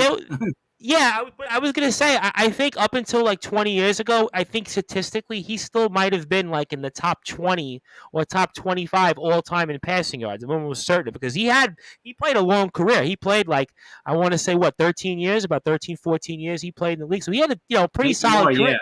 Yeah, he was around a while. Yeah, and he was the obviously first Eagles quarterback to lead the Super Bowl. I got a quick counter to Chris's point about the Giant, about Anthony saying who have the Giants beaten? Who have the Eagles beaten this year? I don't know. Who have they beaten? You tell me. The same. Should I look? Same slot the Giants have beaten, basically. Just more wins. I mean, right. What's their best win? They barely hung on against the Lions in week 1, but we didn't know what they were yet. They beat Pittsburgh. They beat Dallas, Green Bay, Tennessee. You beat Dallas with Cooper Rush. Right. But then they beat us before they got good. You beat Jacksonville before they got good. Okay, so if you're saying that, let's say you're right. Okay, they haven't beat anybody good. But then you go by just who's the better team? Right? I mean, just look at the talent. You're going to tell me the Giants are anywhere near the talent of the Eagles? They're nowhere near them. Nowhere near them. No, but not many teams are. I'm not saying that. I do think the Eagles are more talented. But I do think the Giants are capable of pulling this off. Well, one thing I would say in defense, I don't think it's going to be close either. One point I'll defend the Eagles when they did win 14 games. I mean, you won the games on your schedule. To go 14-3 is still very impressive in this league. And I mean, the Giants' best win, I guess you might say, is the comeback against Baltimore. Maybe that's their best win in the maybe regular season, even postseason. That's probably the best win the Giants had. I would say the Baltimore, they were down 10 in the fourth quarter. That's probably the one. And before I get to you, the Brute Force, John Gonzalez wants to say, Jaws, the Polish rifle. And when I think about that, I think about, because Chris will appreciate this, back when it was a very, very heavily Polish enclave in Brooklyn, Greenpoint, Brooklyn. Greenpoint was where everybody was Polish at one time. I have one friend who's half Polish that lives in Greenpoint still. He's like one of the last hanger-ons. But those are the days, I'm sure, in the 80s where everybody in Greenpoint was a Ron Jaworski fan. But the Brute Force, I know that you're not a Ron Jaworski fan. Well, frankly, neither am I, because we didn't watch him play. But this Giants and Eagles matchup, I'm so fascinated on where you go, because we got two sides of the coin here I can present. One side of it where the Eagles were third in offense, second in defense in the league. A.J. Brown and Devonta Smith, 1,000-yard receivers, first time in the franchise's history they have that tandem. 70 sacks and all the Pro Bowlers. But then I look at Jalen Hurts, right? The last time we saw him on the field, 20 for 35, 229 yards, an INT, only 13 rushing yards. So maybe there's something to that. And then we see Saquon Barkley and the way the Giants are playing, and Darius Slayton and Richie James, although Slayton might have wished he would have had one back in the fourth quarter. But, I mean, I'm so fascinated where you go here, because the Giants right now are also, in a way, kind of playing with house money, as John Gonzalez puts it. And, coaches now, everybody's looking at it in terms of hiring. Wink Martindale, everybody wants to see him get a job. And I know that you're a little bit behind here in the standings, so you've got a lot to consider here, the Brute Force. The Giants, kind of the sexy pick right now, and the Eagles, who are still pound for pound the best team in the NFC. So Giants are underdogs here on the road, 7.5, 8:15 p.m. kickoff. 48 is the over-under. I know you're in a tough spot, couple of games behind John Gonzalez. So what do you think? Well, listen, you know what? I'm not letting the standings get to me. I'm going to pick what I think is going to happen. All right? And listen, I've gone for this trick before where I've picked something and, John Gonzalez, I hope he doesn't go the other way. And then he does it. So I'm going to go with what I think is going to happen. And what I think is going to happen is it's actually going to be in between what Chris said and what Justin said. Okay? I think this is going to be a close game. Okay? I think this is going to be a really good game. And absolutely, I agree with you on that. And I think the Eagles win. And I think they win by, about a field goal or so in a close game. Listen, Chris said it. I'll repeat it. Okay. You guys said that, Dable's done a great job doing, well with not a lot. He doesn't have a lot. He's done a great job with nothing. Well, here's the thing. If we talk about you mentioned Tom Bryce, Richie James, and Hodgins and I don't even know Darius Slayton, I mentioned. Listen, these dudes are not A.J. Brown. These dudes are not Devontae Smith. Agreed. These dudes are not Jalen Hurts. Okay? But with all that being said, to Justin's point, this team has been playing very well, even with those players. And listen, Tom Bryce, I learned it very well tonight. Okay, we won by 4 points against Westbury. I saw that, 69-65. Yep. Okay, they're the best players are the guys who we thought they were going to be their best, but didn't really play. And there are other guys who you probably couldn't have named before the game came in and played remarkably well, and they almost beat us. Okay, so with that being said, with the Giants, okay, yeah, they got no-name wide receivers, but they've been doing the job to help them win. And Daniel Jones, to Justin's point, has been playing fantastic. I'm not going to hate on Daniel Jones because I have enough, and all my Giant friends are absolutely ripping me apart because there was one time where I thought that Zach Wilson was better than him, and I want to take that film and trash it, all right? I want to put it in the blender, all right, with the fact that I even said that, all right? Well, that's because you had Daniel Jones in fantasy at one point, and you were really upset because remember you had him in fantasy. Yeah, and one week and he stunk. Yeah, that's exactly why you said that. I remember it. Right. So listen, I'm not going to give any shade to Daniel Jones. I think he's going to play remarkably well in this game. I say Saquon Barkley will play well also. But the Eagles, with all that talent that Chris talked about, they're just going to be too much. And I think Jalen Hurts goes back to MVP form in this week, plays well. Giants stay with it, and they stay close. But I think the Eagles just do too much in the end. That's why they win. Okay, fair enough. And before I get to me, I've got a bunch of comments from John Gonzalez. And he says, Barkley is the key to this matchup. I partially agree with that. He says, I'm with Justin. The Eagles don't want any part of the Giants. He also says here, Giants are playing with house money. So you're picking the Giants, right? Right, John? Well, let me get to it. Hodgins is playing lights out. He says, okay, here it is. I got the Giants. Okay. You got the Giants. Why? And I just got a quick question. Why would the Eagles not want any part of the Giants? They've beaten them twice this year. I guess now I'll bring the reason, and I'll get to my thought. They may not want San Fran. I'll tell you that. I think San Fran's the best team. No, I got news for you. I don't know if I want Dallas right now. I don't know if I want Dallas right now because I think Dallas and San Francisco is going to be a barn burner as well. I'm just saying these next two games we'll find out.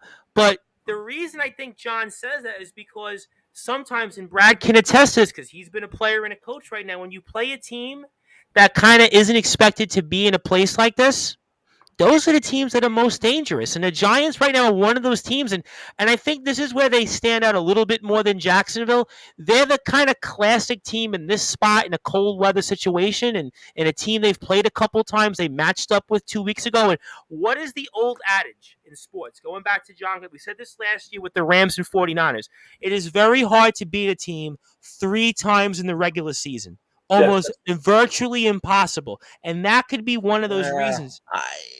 I'm gonna Ravens, Bengals. We saw Ravens, Bengals, Dolphins, Bills. All these games. It's very hard to beat a team. The Giants here, but I gotta debunk you on that because I think it's 15 out of like 24 or 25, 24 times. Like the team that won twice is 15-9. But that's 60. But that's 60-40. That's still, it's not. Right. It's not 100%. To me, it just feels like anytime the Giants get into these predicaments, this is when they make a run. I agree with you on that. Did anybody expect them to go into Dallas in January of 2008 and beat the number 1 seed Cowboys? How about remember when they beat Lambeau in the championship game? They beat the Packers exactly. and that was like minus 50. Packers at Lambeau Field in negative temperatures. So I mean, I don't know. I'm getting some similarities to 07 here. I really am. The one I know, watching the Philly Giants series over the years, right? Regular season and even the playoff games, weird things always happen in these games. Strange things that we don't always see. They don't match up a lot, but they've had like an interesting playoff history. You think about you think about the 2000s. Yep. That's where I get, like, not that I get worried, but I always see weird things happen, and it's stuff you like, I've never seen that. And sometimes it goes for the Giants, sometimes it goes for Philly. So that's the one thing I'm worried about in this matchup. But here's another thing I wanted to ask the Brute Force about this. In their last matchup, right, where the Giants sat all their guys, right, and Eagles did play, and they did play Jalen Hurts. That was his first game back in what, 2 weeks, 3 weeks, whatever. Yep. Yeah, 3 weeks. He looked rusty. He didn't look great. And you know what? Both sides, obviously the Giants didn't look good because they had their backups in, but they did stay within, they stayed with Philly. My question was, or is, when I watched that game, I thought Philly played a very, I don't know what's the right word, like a very vanilla game, very generic game.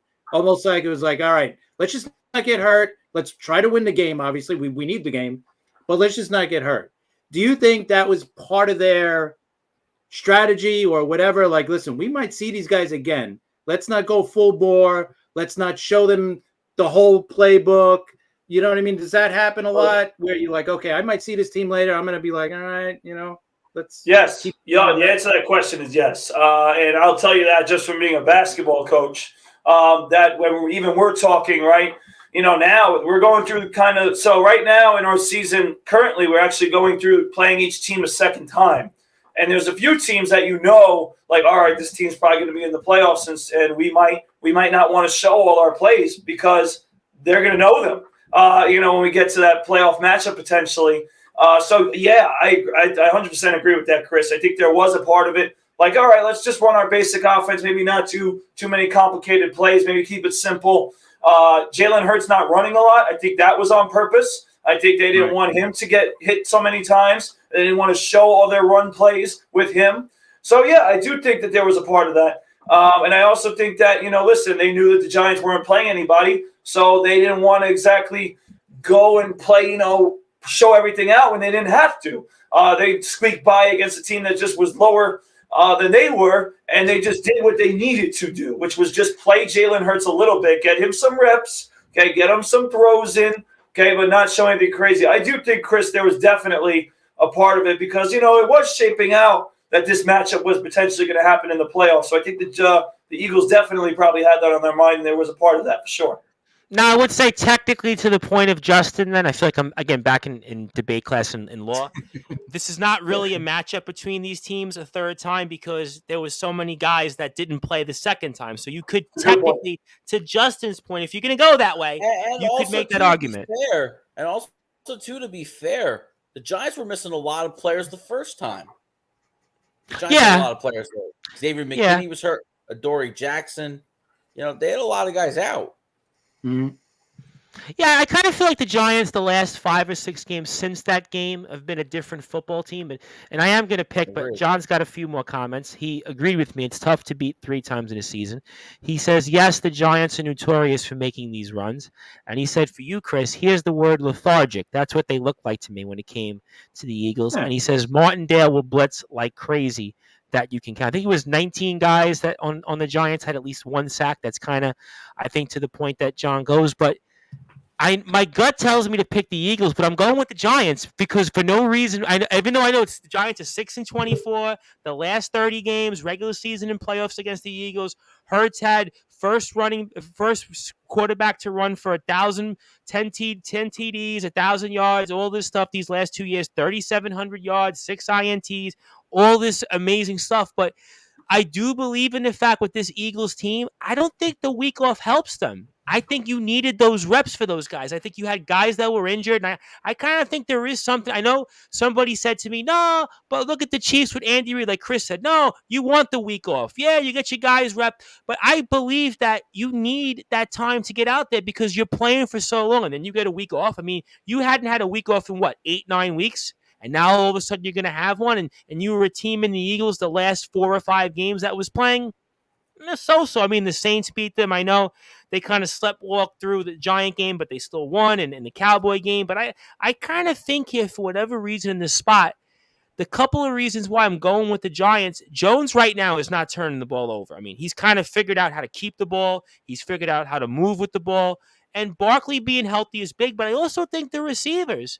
I mean, Brad made fun of them, but Darius Slayton and Richie James were making big plays last week. They look good to me. I mean, I wouldn't know that they had like 58 catches total between them and like barely 1,000 yards. I mean, they look good, yes, other than the Slayton throw last week. I mean, Giants played well, and I kind of think the Giants are kind of built for these spots. They're kind of built here to win, and sometimes you kind of go with sports, even though, like I said, I'm with Chris. My logic says Eagles really are the better team on paper. But I don't know. Something tells me here, I'm going to regret this, I know, but I'm going with the New York Football Giants. I don't know if they're going to get to the Super Bowl again because I really don't think they're better than San Francisco, and I actually don't think they're better than Dallas either. But I think they got a 50-50 shot here, and I think they might pull it out. So I'm going with the New York Football Giants. And John said, one final tidbit on the Giants. One of the things that I loved about what Wink Martindale did last week was his adaptation. We talk about it all the time how often he loves to blitz. Yep. He did not blitz last week. He had 4 defensive linemen and played 7 defensive backs. And he absolutely neutralized Justin Jefferson. Yeah, you didn't hear much of him last week. You did not hear much of him. He had like 4 or 5 catches on the first drive, too. And that first drive, Cousins to Jefferson, each and every play. But it never felt like Jefferson could break big. it's almost going to be a little bit I will say it'll be a little more difficult this time because you not only have AJ Brown, you have Devontae Smith as well. So I wonder how that plays into Martindale's approach defensively. Okay, fair enough here. And John also says, I just smelled 2007 with the Giants. Yeah, you know what? I mean, you never know. It's funny because when the Giants are in this spot, they do find ways to win and get in there. And it's funny because the Giants really aren't in the postseason as much as you might think. And also, I want to give a shout out to the athletic director for Five Towns College who's watching us on YouTube. And that is Matt Gershio. And Matt, I have an announcement, I think, on Monday's show where we're going to have some Five Towns coverage with some of the coaches on the men's soccer team. I'm sure you'll be delighted to hear about it. Hopefully you'll be delighted to hear about it. But he says, that's right. Together Blue, our way, New York Giants. And Matt Gershio, you're a Jets fan. Now, all of a sudden, you've gone on the bandwagon. Now you're a Giants fan. He's a New York Jets fan, Mr. Matt Gershio. But we love Matt, and of course the athletics program sound on, and we see a lot of great things with the program, obviously adding things like lacrosse and so many other things. But he says he likes the New York Football Giants. Yeah, I don't know. I just think the Giants don't get into the postseason that often, but when they're here, they always make noise. And he says now Giants and Jets. That was always like my father's answer. Well, they don't really play in New York, so you're just to be a Giants and Jets fan. So I mean, I guess that's that point. But thank you, Matt. And yes, I will tell you, Matt. For now, stay tuned on Monday because I'll have an announcement related to Five Towns men's soccer team coverage. That's all I'm going to say for now because I promised Coach Pacina I wouldn't announce it yet. So I will save that for Monday. And John also says a key player for the Giants will be Daniel Bellringer. Keep an eye on him. Oh, Bellinger. Yeah, thank you, John, for the correction. Yeah, that's a good one. He might be in the ringer. I'll say that. He might be in the ringer. Not sure. Maybe in the ringer. Well, hopefully he does a little bit better at plate than Clay Bellinger these days. But hey, that's a different topic of discussion, and I'm sure Rob Maraska will give us the insights on Clay Bellinger Friday night when he's back.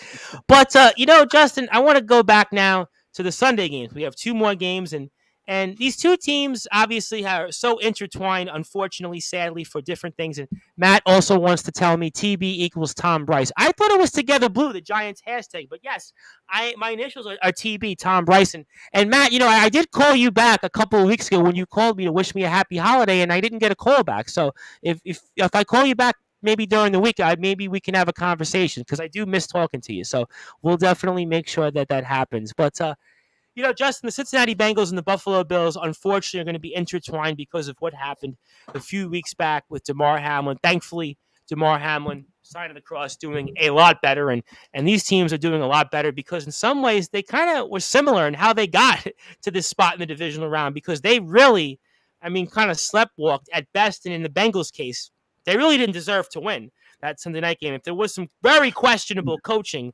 on the side of John Harbaugh, I think in that last drive there that I might have said, well, that's the reason why it's a different matchup here. But we do get the Bengals and Bills, and Buffalo 5.5-point favorites. 49 is the over-under.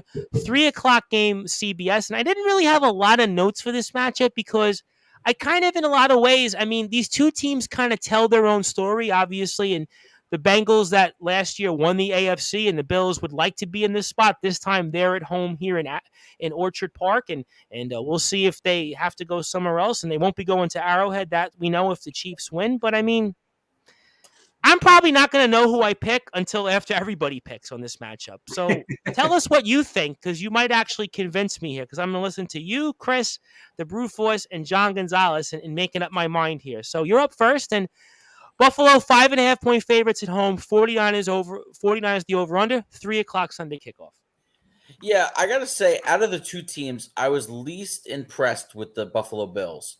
I kind of just felt like the Cincinnati Bengals were going to be in this slog of a matchup with the division rival, the Baltimore Ravens. The Ravens still, despite missing Lamar Jackson all these weeks, they still play great defensive football, and it kind of just felt like they were going to get into this like fist fight, and they were going to keep it, at a relatively low score.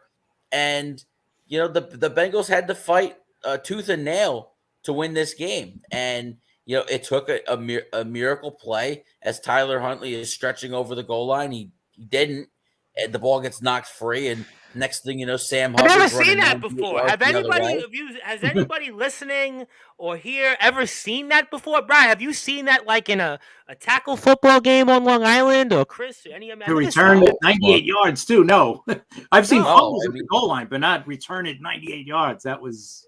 Did anybody see him afterwards? He was on like a ventilator almost. He was like, I mean, I'd that's be a on long one, way to too. run for a big man. It's a long way. That's a long way to run for a big man. But so I don't take as much out. I know a lot of people have said this week they're not sure about the Bengals because of that performance. I don't take as much out of that as a lot of people do. I really think that the Bengals are going to be fine. I'm more concerned about the Buffalo Bills here because Josh Allen has all of a sudden been a turnover machine late in the season. He had a couple of interceptions on Sunday against the Dolphins. yeah, he didn't look right even going back against the fumble Vikings loss game. that went for a touchdown. The Bills really just the Bills really walked through that game because if anybody had no shot, it was the Miami Dolphins. I mean, we all came on here and said, well, this was supposed to be a bloodbath, but give them credit, give Mike McDaniel credit. The guys played well. Skylar Thompson played a whale of a game. He did what he could. I mean, and they get the ball back up 24-20 after that, after they get the touchdown, Buffalo punts, and they're deep in their own end zone. Can anybody answer to me why on 3rd and 18 from like their own 5, why is Mike McDaniel calling a pass play?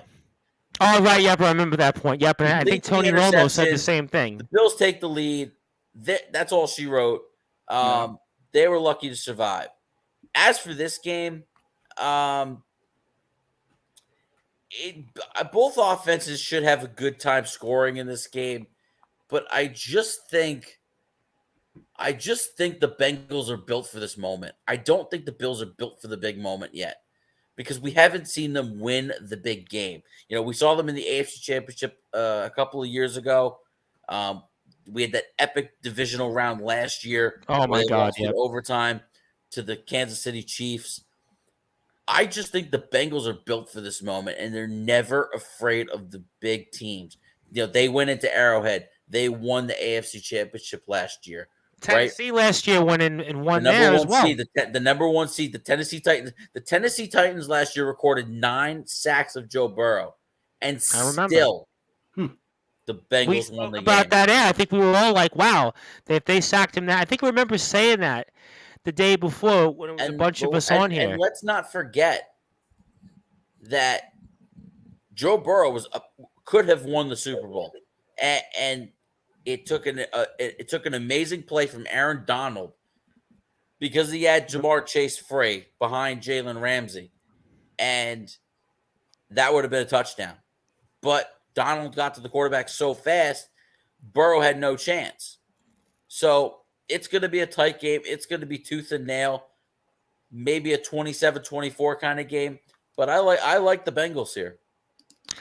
Well, all right, and Matt Gershio wants to remind me that a healthy Tua Dolphins are playing this weekend. Well, if you would make the case, I mean, Tua beat them in Miami early in the year. I mean, it's a fair point. I mean, you could certainly make that case. And again, Chris, I still don't know where I'm going here with this matchup. I did see one stat earlier that said that the Cincinnati Bengal quarterbacks, other than Joe Burrow, all time in the postseason, are 5-14. But Joe Burrow was 4-1, so that's kind of I was like, wow, I didn't realize that included Ken Anderson and Boomer, obviously, and Andy Dalton and anybody else that they might have had that got into the postseason.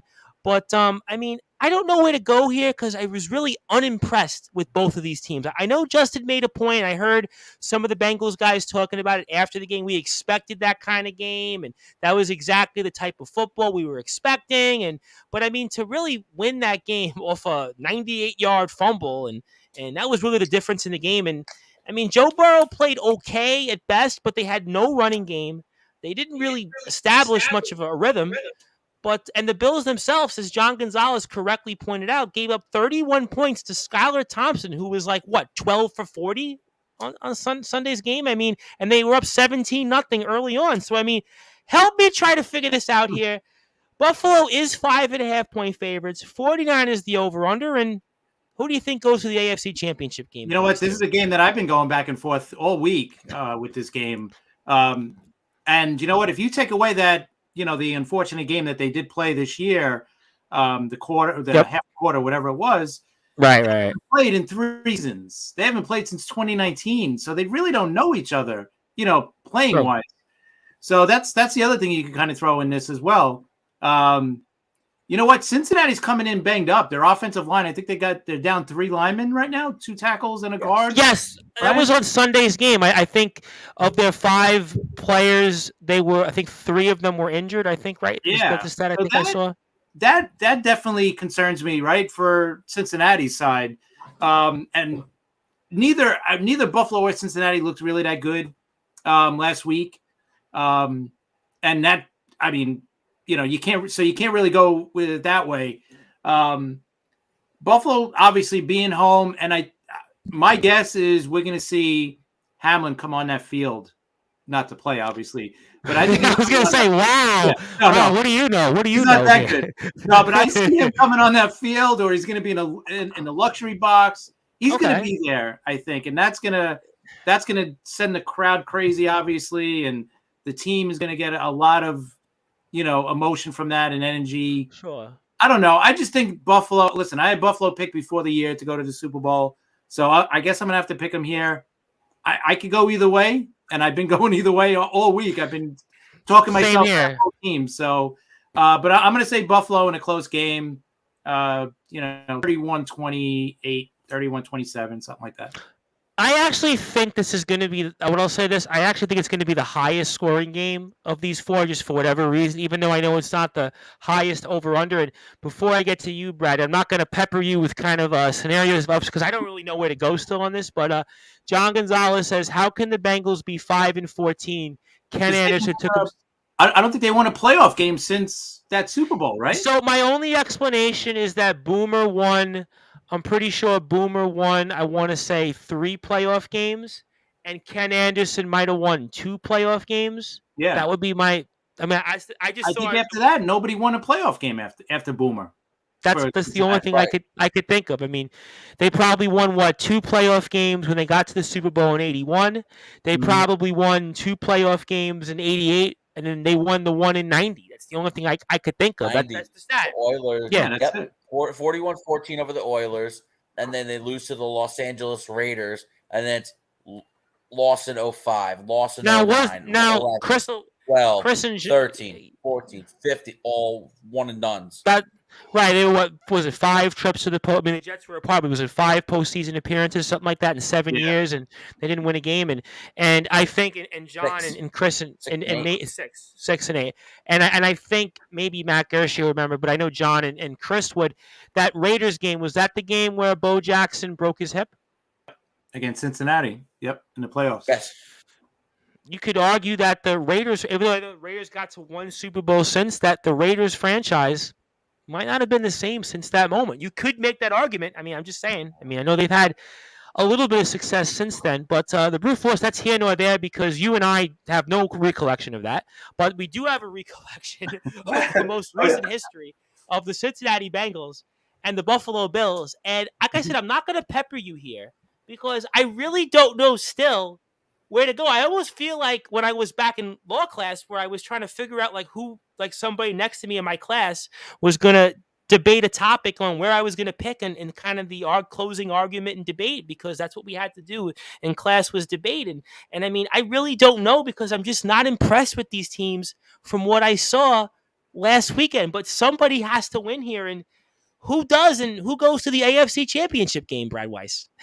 Yeah, this is no easy pick, as the guys mentioned. There's reasons to go both ways. And listen, both teams have their plethora of issues. The Bengals' offensive line is a big issue right now with their injuries. The Bills defensively have injuries.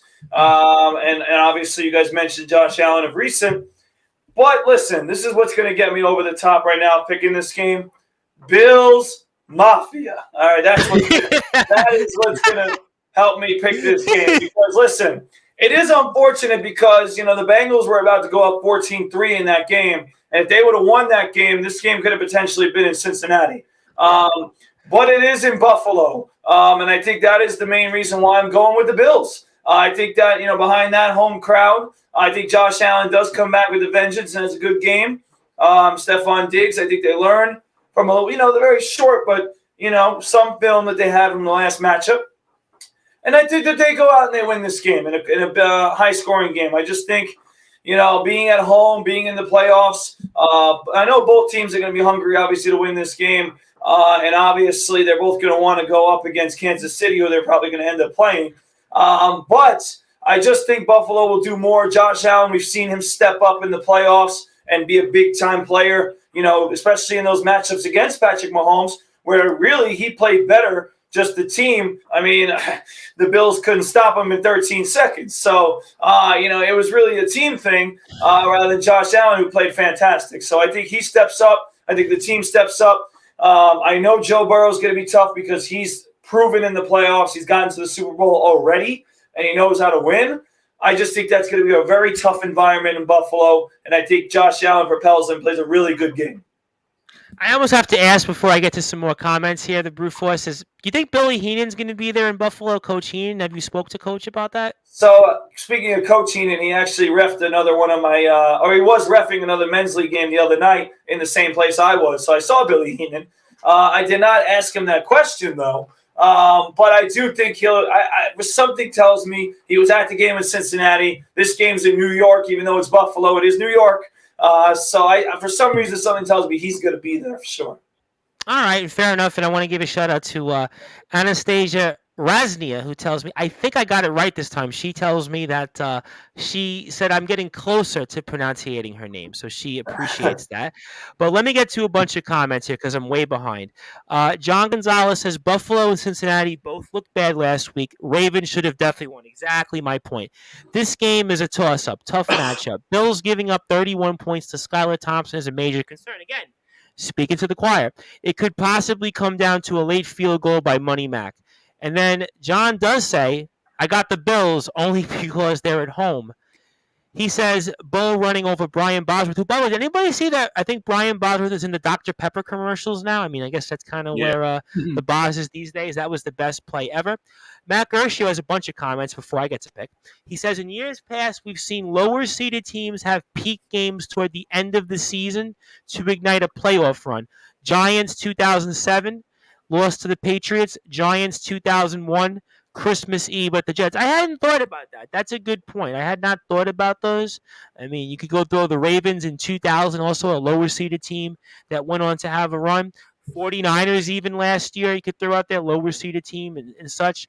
A few more things. This is a really tough week to pick games. And then Matt also says 2010 Packers and Rodgers take down Giants. My Ravens go in there, fly over the Giants. And I'm going to pick the Buffalo Bills, and I'm going to regret this one again because Josh Allen really hasn't looked that good in the second half. If you go back to the Vikings and the Jets games, those games, he turned the ball over late. I know we spoke about this on the air. He had some type of injury.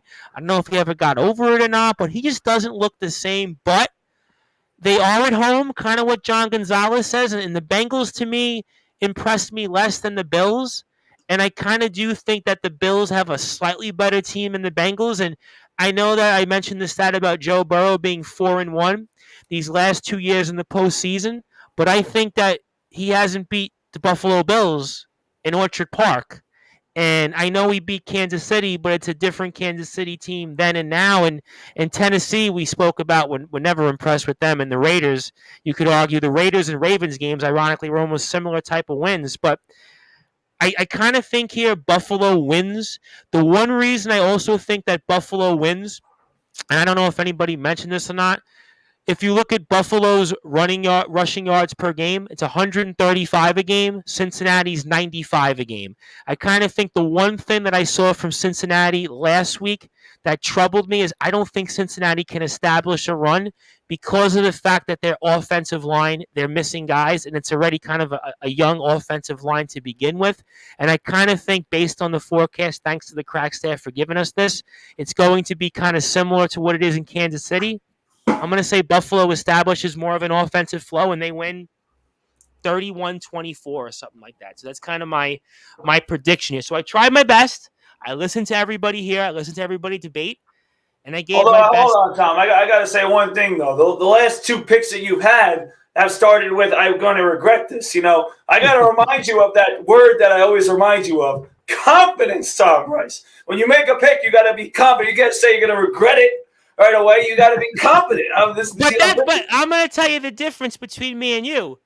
The last 7 or 8 weeks in the second half and last week in the playoffs, who's had the better record? Who's thought about these things and looked at the statistics? Who's looked at things objectively and is following it more accurately? The first half of the season, you lampooned me. Correctly so, because I was basically just picking the Lions and Steelers on a whim and just picking who had the better record.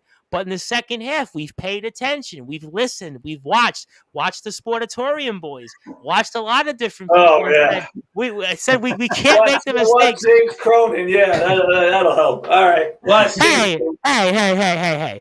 And also, Anthony Finkel here says, bro, where have you been? I'm back, fellas. That movie sucks. So you know what, Anthony Finkel? You and your napkin, you're back. You're on the clock, buddy. Jaguars, Chiefs, Giants, Eagles, Bengals, Bills. I want to hear those picks. Who you got by the end of tonight? We're picking Cowboys, 49ers next. So you're on the clock, and if you don't pick them, as Brad said, you get an automatic forfeit. So you're on the clock. So that's true. And the Brute Force says, well, we have to be. That's right, Tom. Brute has confidence in the Cowboys. We'll get to them next. John Gonzalez. And Anthony Finkel is he's fired up because he now has to pick. He's going with the Chiefs, the Eagles, and the Bills. All right, so good for Anthony Finkel. So that means he and John Gonzalez have some differences. But let's go to the last game here for divisional weekend. That is the Dallas Cowboys and the San Francisco 49ers. And this is a rematch of last year's wild card round and also was on Nickelodeon. In fact, a side note, I'm a little disappointed because we don't have a Nickelodeon appearance this year in the playoffs. We had them for the last 2 years.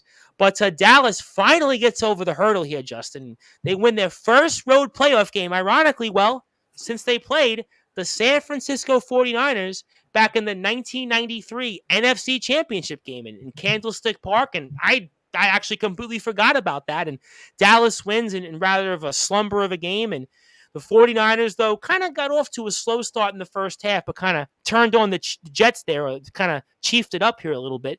And to kind of quote the Chiefs, because my Super Bowl pick is the 49ers and the Chiefs. But, Justin, do you believe in the Dallas Cowboys? Do you believe in the way Dak Prescott played, or do you maybe think there could be some issues with extra points from a kicker, and maybe that's why you like the 49ers here, who, by the way, are 4-point favorites? 46 is the over-under, and it's a 6:30 p.m. kickoff on Fox. Well, I think there's two sides to the coin here. I don't not believe in the Dallas Cowboys. The only problem is they're running into a buzzsaw. I think they are really a little bit better than we think. And they definitely are a team capable of making a very long postseason run. The problem is the 49ers are such a bad matchup because they can come at you in so many different ways, whether it's Christian McCaffrey, whether it's Elijah Mitchell, Deebo Samuel, Brandon Ayuk, George Kittle.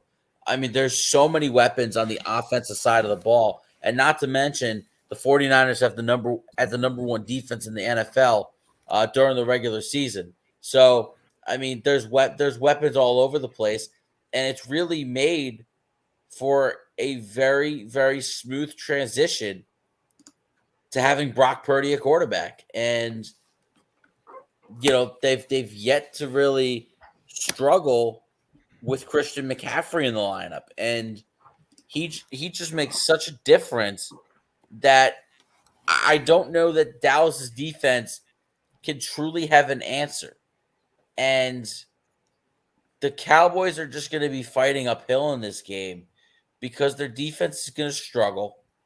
Their offense should be able to get a little traction, but the 49ers are so good defensively that they might fall behind early.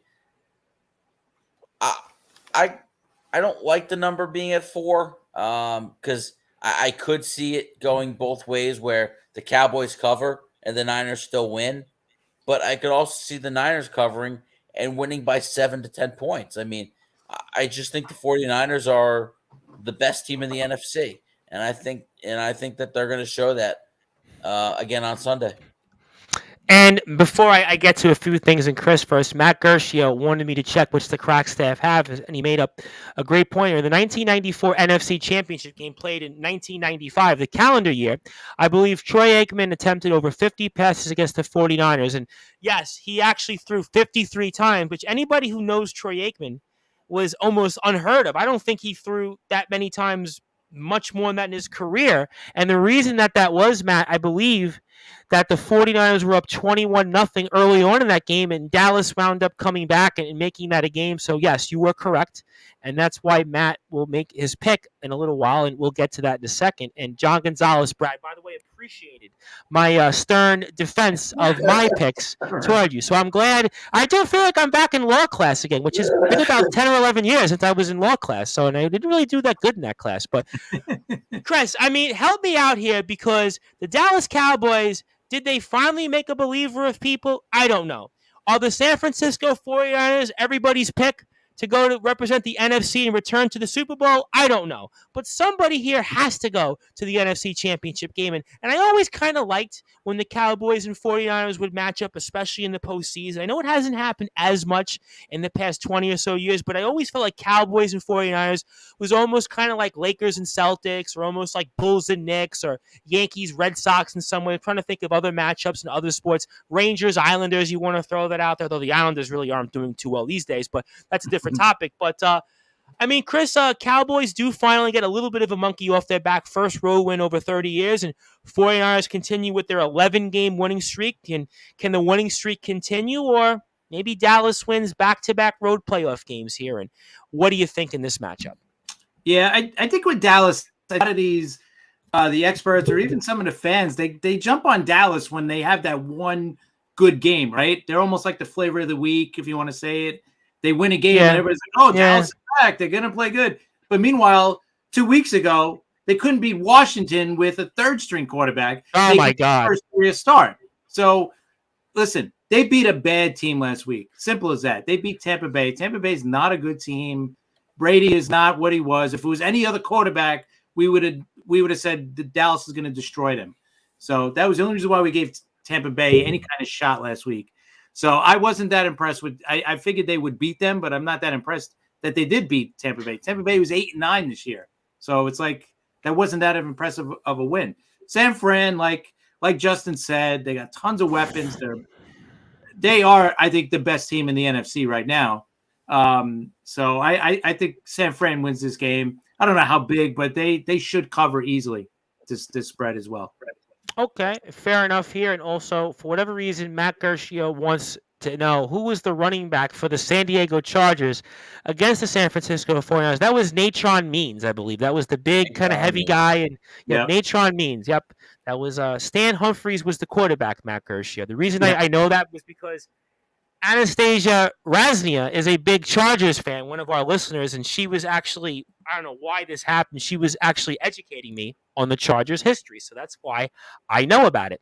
But the brute force Brad Weiss, I mean, the San Francisco 49ers looked very impressive in the second half last week, but the Dallas Cowboys, a team that you have had such an interesting history in the 3 years that we've been picking NFL games and talking with you, and 1 week, like Justin and Chris said, they look like they're great. Then they look like the same old Cowboys.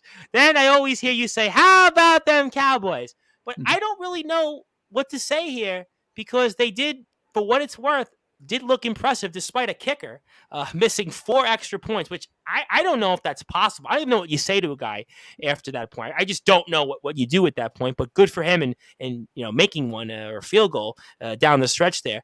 But, I mean, 49ers do have an 11-game winning streak. They have definitely been, I think, a lot of people's pick to come out of the NFC. And, I mean, they are 4-point favorites here. 46 is the over-under, 6:30 p.m. kickoff. And give me your thoughts.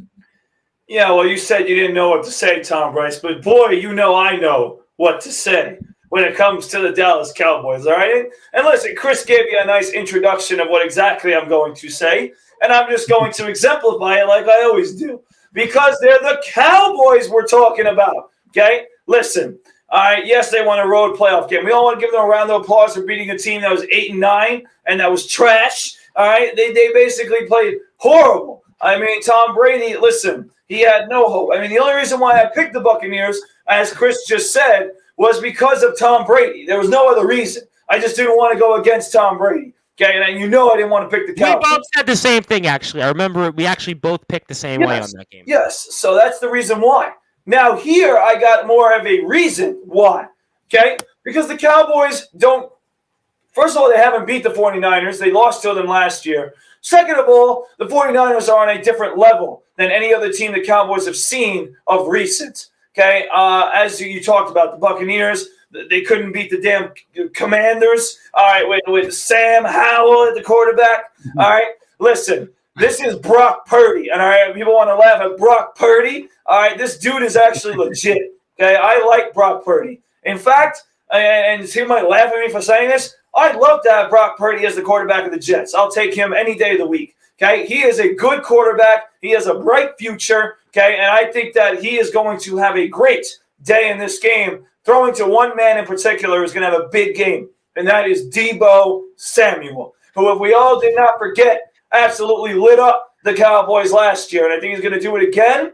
Okay, and I think that Christian McCaffrey, as that threat, that another threat, will not only assist the 49ers, but assist Samuel because it puts less eyes on him and it puts more eyes on McCaffrey. If you want to take away Sam, fine. We'll run you down with McCaffrey.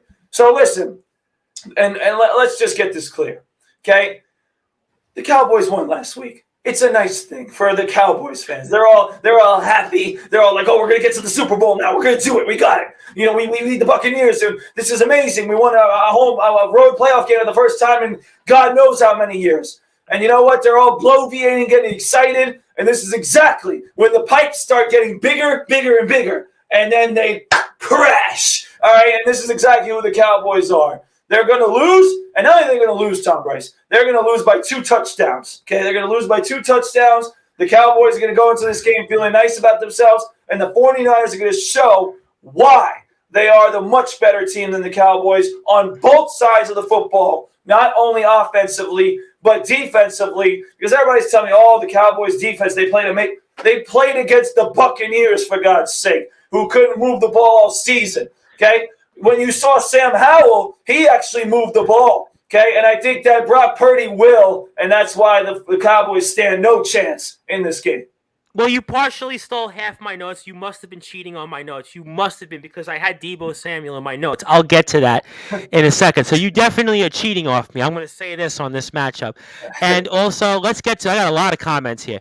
Anthony Finkel says, I'm feeling. I said, yeah, because you all of a sudden came in when it was getting good. Where were you the last hour? Matt Gershio, thanks for playing along with us, Matt, the athletic director at Five Towns College, and make sure everybody follows on Instagram, 5towns_sound, sound on, and the program is doing a lot of great things, and we'll have coverage of more Five Towns Sounds athletics, and that'll be an announcement for Monday's show for the following Monday. So stay tuned for that, Matt. I know you'll be dying to hear that. But he likes the Chiefs, the Giants, the Bengals, and the 49ers. Also here, let's get to some more comments. I have them here. John Gonzalez says, this game is a tough matchup because the Cowboys played really well. Last week, they made the greatest of all time look bad. I see a close game. I partially agree with that. Anthony Finkel says, I'm going with the 49ers.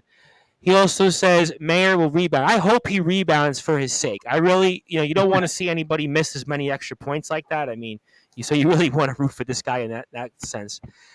Tampa Bay is a bad team. Yeah, we spoke about that all year. They struggled to beat the Saints, the Panthers, the Cardinals on Sunday night, the Rams. I mean, they were like a boxer that held a title that was basically beating up like Boxcar Iris, famously quoted on a Simpsons episode. Go ahead, Brute, turn on the lamp. Okay, maybe he meant to say turn out the lights on your season for picks. Maybe that's the reference. I mean, that would make sense. The Bucks were straight trash. Yeah, I agree. Watching the talented Mr. Ripley with my family was awful. Yeah, I mean, I didn't even see that movie. I mean, I remember it vaguely, and I was like, I ain't seeing that. And I used to review movies. But I am going with the San Francisco 49ers because I talked about 2 things, which Brad stole. Deebo Samuel had 165 yards last week. Christian McCaffrey, 136 yards. 505 total yards of offense, 41 points. Only the second team in NFL history to have scored 500 yards of total offense, 40 points, and no turnovers. Buffalo did that last year and won.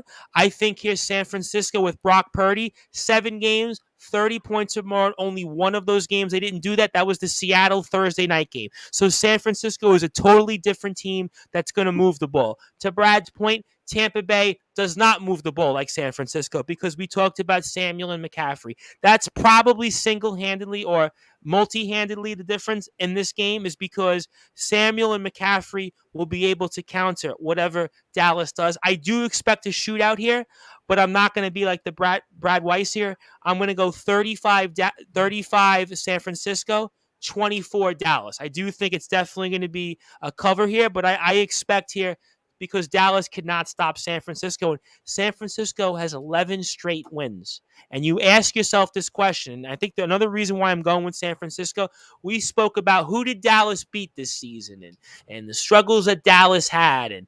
And you look at San Francisco, and Dallas hasn't faced a team like San Francisco, and they haven't been able to go up there. I mean, what was Dallas's best win this year? The blowout in Minnesota, and we saw what the Giants did to them. I mean, is that their best performance of the season? I mean, Dallas struggled against the Texans. They won last play practically. The Commanders, Brad referenced. The Eagles with Gardner Minshew barely won that game. I mean, Dallas was kind of Washington. They struggled in Dallas with. I mean, so to me, at the end of the day, I mean, I think San Francisco, because of those reasons, and also John Gonzalez wants to remind me that Brock Purdy will crack at some point, mark my words, but I'm picking the 49ers. Yeah, I mean, listen, eventually I guess the Cinderella run has to run out, but I was listening to the Manning cast. I don't know if anybody listened to it, and they were talking about Brock Purdy, and well, the ironic similarity of this is his run, his magical run, is almost exactly the same way Tom Brady came into fruition. And, well, Tom Brady, right, never cracked really until, I guess, now, but even then, it's with an asterisk, right? Yeah. 45. So, I mean, you never know. Could this be the start of the big run? I don't know, but right now, I think San Francisco is going to win here, and Brad does get a point. Cowboys fans do get, I guess, a little bit of a bonus, and I guess they're somewhat happy, and Mike McCarthy does save his job for now. And again, though, but so fascinating that Dallas, if they don't win, last time they were in an NFC Championship game, 1995 calendar year, 1996. I mean, that's quite a drought here for the Cowboys. I mean, that's certainly our beloved Lions, the Brute Force, are only 4 years behind them. 91 is our last championship game. So Cowboys we're coming. And next, they're coming. That's the point. That's the moral of the story. So you know what? Those were our picks here. Tell us how you do. Tell us anything else you want to talk about here on Sportswire Radio and anything else we're doing. So all that stuff. And then next week, we'll resume a little bit of baseball coverage. We'll have the Hall of Fame vote, so we'll maybe talk about that. Maybe we'll sprinkle in Mets Hall of Fame notes. Maybe there'll be some other baseball news. So we'll do a little bit of baseball because we only have 2 more games in NFL next week. And maybe we'll sprinkle in the Brute Force some of your favorite topics in the NBA. We're getting closer to All-Star Game weekend. So we'll sprinkle all of that in next week on the show, but a lot to get into here first. So let's get to our closing thoughts. And I'm going to go first with Patrick Mahomes, a.k.a. Justin Gianelli, with your closing thoughts. If you want to still do your 3 locks, please do. And anything else you want to plug, share, or say about the baseball banter, you're welcome to do that. And fire away, my friend. All right, thank you. And yes, you just reminded with the Hall of Fame coming up, I will actually be back from the hiatus. I will record a baseball banter this weekend. Talking about the Hall of Fame, and then another one after the vote and the recap of it. One of the things I do like in terms of the NFL, one of the things that you guys should really hammer on is Isaiah Pacheco to go over 100 yards. I think that the Chiefs are actually I mentioned him. I think the Chiefs are going to run the ball very well in this game, and I think it's going to be a very pedestrian Patrick Mahomes stat line. Throws for 260, 270 yards, a couple of touchdowns. Nothing too crazy. Another one, hammer Boston Scott anytime touchdown on FanDuel because it just seems like he's got the magic touch, and he's got like 15 or 16 career touchdowns against the Giants. Always seems to find the end zone. So those are some of the things that I like. You can follow me on Twitter at JGNLE12 and at BBallBanterSM. Fantastic stuff. And yes, Isaiah Pacheco, that's the guy I think that's going to make the difference here in the second half. And he made a big difference, and I spoke about that. So excellent points, Justin. And I'm be very curious to hear what you say on the Hall of Fame. We'll see who gets in, and I'm sure we'll speak about that a little bit next Friday. But Chris, very, very excited to hear from your closing thoughts. I know Coach Westhoff, what an honor it was for you to be able to have him. I listened to that a couple of different times. You could hear his energy, and you hear him talk about Zach Wilson. You hear him talk about his ties to Woody Johnson, just his energy and his knowledge. Just really, really, and I think Sharman said it best. I know you guys have had on Andrew and a couple of other different people that have been involved in a number of things, but that was certainly, I think, the crowning achievement for what you guys have done. And I'll be curious to hear what you say with the Talking Rivals this weekend. So anything else you want to say, plug, floor is yours, and fire away, my friend. Thank you, Tom. I appreciate all those kind words. Guys, show as always. I love talking football with you guys. Yeah, Tom. I mean, Westhoff was great to talk with because he was so easy. Like he was an easy interview because you really didn't have to pull anything out of him. You just had to say. He was. I know. You would ask him a question, and I remember like listening to it, and I'm like, and because I obviously speak with a lot of people. He was going 4 or 5 minutes on. He was just expounding upon. It just was so fascinating to me, at least from the audio part. Yeah, I didn't have to keep on asking, like, oh, no, it was just like he was giving us everything. And I was like texting Sharman back and forth. And I was like, we don't have to really ask him much, because we had a whole bunch of questions we wanted to ask him. But he was basically giving us all this information without even asking. So which was great. But yeah, it's definitely a cool listen. If anybody hasn't listened to it yet, definitely check us out at Liftoff Jets. We'll be on. We'll probably give you the show Wednesday night. Okay. As usual, I'm going to give you the Talking Rivals show probably Tuesday night because, excuse me, Patrick Tuesday.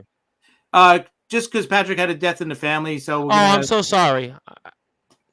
Yeah, so he's going to be back like sometime Tuesday, so we'll probably get it done at some point Tuesday night. Probably and give him my regards. I know Bobby Tats right now from the Pinstripe Chronicles is struggling with a family situation as well, so I want to please extend my well wishes. Yes, I spoke to Bobby, and certainly we want to give our thoughts and prayers to his family as well. Okay, yeah, and just I'm on Twitter CP7NY and hit us up at Talking Rivals, at Liftoff Jets.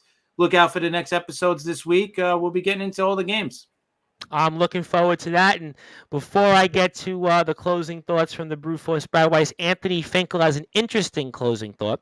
My final thought, Tom Ripley is Dickie Greenleaf, but Dickie Greenleaf is not Tom Ripley. Get to the point. All congrats to Coach Tibbs for getting his 100th win as Knicks head coach. Only took him 200 games to do it.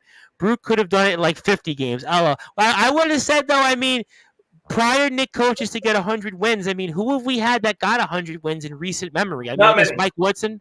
Mike Woodson, I think, might have got Mike Woodson, and then I don't think anybody else. Mike Woodson might have been the most recent one. I'm trying to think of anybody else that we've had since Van Gundy that got to 100 wins.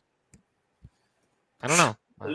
Name nobody, I don't think. I'll be honest. Long enough, right? After 2 or 3 years, they're gone anyway. So Don Chaney, Larry Brown, Lenny Wilkins. Yeah, Derek Fisher, right? We had Derek Fisher. Why did you say that? Why am I with Derek Fisher? Blame Anthony Finkel. Anthony Finkel here. You just bring up the Knicks. It's over. It's over. Anthony Finkel goes, I'm not sure what I'm doing sending these stars, but I'm going to keep sending them. Okay, well, I appreciate that, I guess. I think he's referenced to Facebook, but appreciate that. But, I'm not here to talk about the New York Knicks. I'll do that next week, because I really want to hear what the Brew Force Brad Weiss has to say about our Plainview JFK Hawks boys JV team. And I'm also excited to hear what he has to say about our SJLI Golden Eagles men's basketball team, because the guys are going to be waiting anxiously what we have to say when I post this portion of the show on Instagram in a little while. So certainly the Brew Force Brad Weiss, while we didn't save the best for last, we definitely saved the biggest for last, because there is a lot of good news on the court for you and our Golden Eagles. So fire away at anything else and be our guest. Absolutely, guys. Thank you for another great week of the show. Thank you, Justin, Chris, as always. Always great talking football. And it's crazy to say that we're almost done talking football. It's almost at the end. So, we do got to get back into baseball. And unfortunately, we have to talk more about the NBA and the Knicks. So, I'm not excited for that, but I know John Gonzalez certainly is. You can follow me on multiple social media platforms: Facebook, Bradley Weiss, at Brad Weiss 20 on Twitter, at BWeiss 20, and at Coach Brad Weiss on Instagram and TikTok now at BWeiss 20 if you guys are interested. Haven't done anything there yet, but we'll see what happens. Certainly what I have done is coach recently, and the guys tonight got another great win, 69-65 against Westbury, my JV team. Got a little bit scary. The JV team from Westbury played very well tonight, and they took a 1-point lead late, but we got a big steal, and won, and it got turned the game, and we ended up winning by 4. So congratulations to my guys on a win, as well as the varsity guys who dominated their game in a big win against Westbury as well, which has us varsity-wise in second place right now. We got a big game next Saturday against Port Washington. That'll determine whether or not we are in second or not. So that'll be great. We also have our PAL kids coming out to the game, so I'm super excited for that. So great stuff with our Plainview Hawks, and certainly great stuff with our SJLI Golden Eagles. All right. I was able to watch the game against Mount St. Mary. I went back and watched it, even though I missed the original version because I was coaching myself. But listen, there's a lot of guys playing really well for our Golden Eagles. I am so happy to see Alec Tabata back. This guy is a difference maker. He is, again, I think I'll go this far. He's one of the best players on the Skyline, and I think in a very short matter of time, Tom Bryce, he's going to be one of the best players in St. Joseph's Long Island history. He has that ability. He does it all. And even not even 100% healthy, Tom, he's just making things happen. He just makes the right pass. Did you see the play where he literally got his own rebound and basically put it back in himself? He basically caught the ball. He's just unbelievable. And, defensively, he's great. So I can't wait to see what he does when he starts to get really healthy. He's getting himself back into things now. But that's a big-time acquisition to get him back into the lineup. It's been huge for our Golden Eagles. But him being back also helps the rest of the team. You see Xavier Allen playing well. You see Jake Audiello turning his season around and really playing some good basketball right now for the Golden Eagles. Obviously, Matt Hurd, who I love to see Matt. He's playing different roles. Sometimes you see him bringing up the ball. I know. One day he scores 20 points. The next day he has 7 assists. Yeah, but, one thing about Matt is that he was always a catch-and-shoot guy, but now he's bringing up the ball sometimes. Yep. He's playing the wing. He's battling guys down low on defense. Obviously, what he does is special, is going to hit threes, but I saw him, Tom Bryce, make a behind-the-back pass That was incredibly awesome. I was proud to see that. And there was guys that he made plays for in the second half that if they would have made their buckets, he might have had a double-double and maybe even close to a triple-double. He was fantastic in that game. Ryan McNeely continuing to come off that bench and play a big role. Justin Turner, who's been great for them all season. Nice player. Yeah, I like that kid. He just does everything as well. He handles the ball. How about Tom Bell? Tom Bell the last couple games. Plays important minutes. An unsung hero type. Yeah, Tom is just, again, a fierce competitor. He really, again, another guy who's just unselfish, makes the right play. Very smart, just a tough defender as well. And this team, by the way, which A.J. Uhl, the great coach at St. Joe's, has noted, they're one of the top teams defensively in multiple categories, not only in the Skyline, but in Division III basketball. They're doing tremendous things defensively, and you see why, because they have guys all across the board. And I haven't even gotten to some of our big guys like Spencer Malloy and Timmy Hurd, and, of course, your guy, Tom Bryce. I'm waiting for it. Wait for it. Who's playing a great role as well. Liam Sheehy. He's doing the guy. That's the guy. That's the guy right now. Blocking shots, making me proud. He's probably going to pass me at some point and block shots, but doing great work on the boards, everything. He does a little bit of everything as well. So the guy brings the ball up. He brings the ball up, and on top of what he does defensively, the guy does it all. Yeah, I love Liam when I first got to see him and talk to him, and he's been tremendous. Yes. And listen, the one thing I just keep saying about this whole team is how versatile they are. There's so many different guys playing different roles, right? They can play any different position. You see them go against Mount St. Mary's zone, and guys are playing different positions, and they're all succeeding in those positions no matter what Coach Uhl puts them in. So they're doing a great job. They dominated the first half. They kind of, slid a little bit in the second half. Yeah, I mean, they were up 36, and they kind of got to 16. But as you know, in college basketball at this level, this is what happens. Everybody does go on a run. Listen, these are good basketball teams you're playing. They're going to make runs. So listen, it happened, but St. Joe's withstood it. They made a run of themselves late in the game, and even I saw an appearance from Nick Nemechis in that game. And wow, you stole my thunder. You are cheating off me because wait till my closing thoughts on the team. Yeah, Nick goes in there, gets a rebound, plays his game. I just love to see him on the court, obviously. Being a playing JFK alum, battling for minutes every day on a really, like I said, a really good team. That's a tough role to be in, It's a very tough spot he's in. Oh, very tough. But again, this team has depth all over the place. Even the guys that are not playing that much, like him, like Chris Connors, who came in and hit a three, like Mark Roberts. You stole my thunder. You stole my thunder. Go down the list, Tom. I mean, there's no weak link on this team. And Hoyt, Timmy Hurt's back. Timmy Hurt. Yep. He knows going to play a lot more. Yep, and listen, Tim, again, a guy right now who's building himself back, has played Timmy's a big role. Timmy's a big fan of ours. Timmy's always liking all my stuff on Instagram. I absolutely love Tim. Yep. I love his game as well. So, listen, they're just playing really well as a team right now at the right time. And like I said, they were already playing good basketball. They lost some tough games early in the season. Yeah. But with the addition of Tabata, it just puts them on a different level. And I really think that they're going to climb to the top of this Skyline Conference, and I'm very excited to see what they can do. But as I would know as a coach or a player, it's one game at a time. Listen, they won this game, move on to the next one, take care of business the next one, and just continue to build off that, and they'll be where they want to be. So I'm excited to see the continuing season for the Golden Eagles. Like I said, I'm trying my hardest to find a game to go to. It's just the tough being the coach and coaching so many different teams. But I'm going to get there. I'm going to get myself out there to see not only them at the Danzy Center, but I got to see my poster. It's been a while. I got to see the poster, all right? I know it's coming. It's been a while, so I got to see that. I want to see Coach Uhl. He's the man. I look forward to talking to him. Coach is a big supporter of ours. I've had the good fortune to get to know Coach over the past couple weeks, and Coach is a great guy. He's been awesome with the program. I'm really looking forward to talking to him more. And obviously, continuing to support our show as those guys do. We can't thank them enough. They're big fans of. I can't say. I probably speak to almost the entire team, and the guys are like, when are you speaking about us? And when are you going to talk about us? And we talk about the game, and the guys always look forward to when we kind of post these spots on Instagram. Yeah, so the guys are big fans of ours. They deserve all this and the credit. And once again, I thank them for supporting us. And it's just a family at St. Joe's. So they support me. They always have been great to me when I went and talked to them or seen them. So big credit to them, and I'm really excited to see what they can do the rest of the season.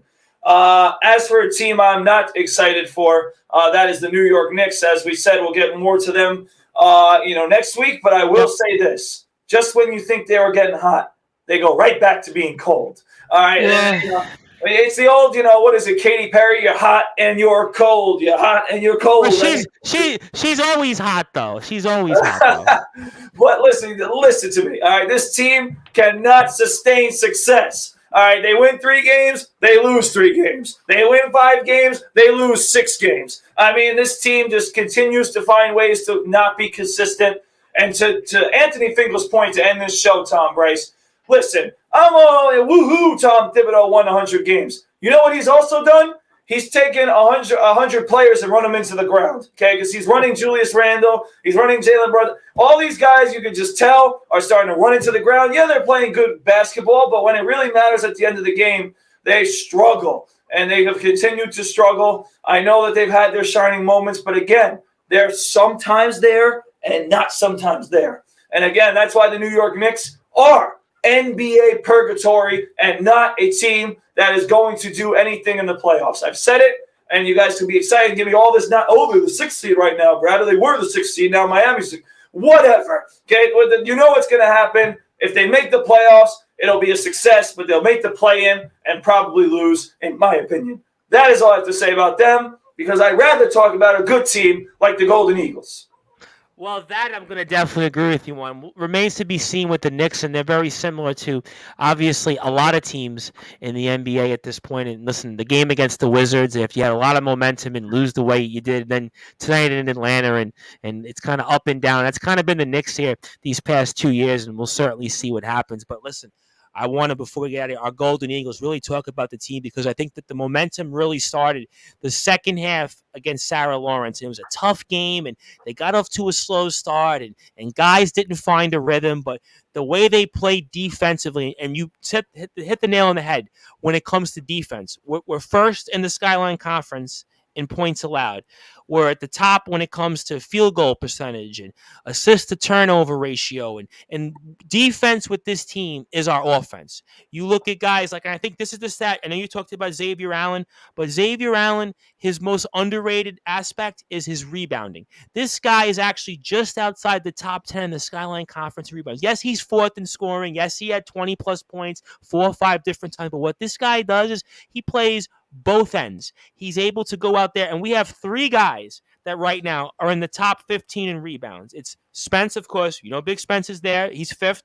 You got Xavier Allen, and the guy that I really think is the X factor of this team's momentum is Liam Sheehan. He's 32nd in the nation right now in total blocks, 35th in blocks per game. This is a top 40 player that we basically landed. We landed a D2 player in our laps, and he's come out here and doing things that we haven't seen since, well, you were on the court when you were healthy, and I think that's really been the longevity. He's a guy that comes off the bench, plays important minutes for us. And then Ryan McNeely, another guy that Love Ryan.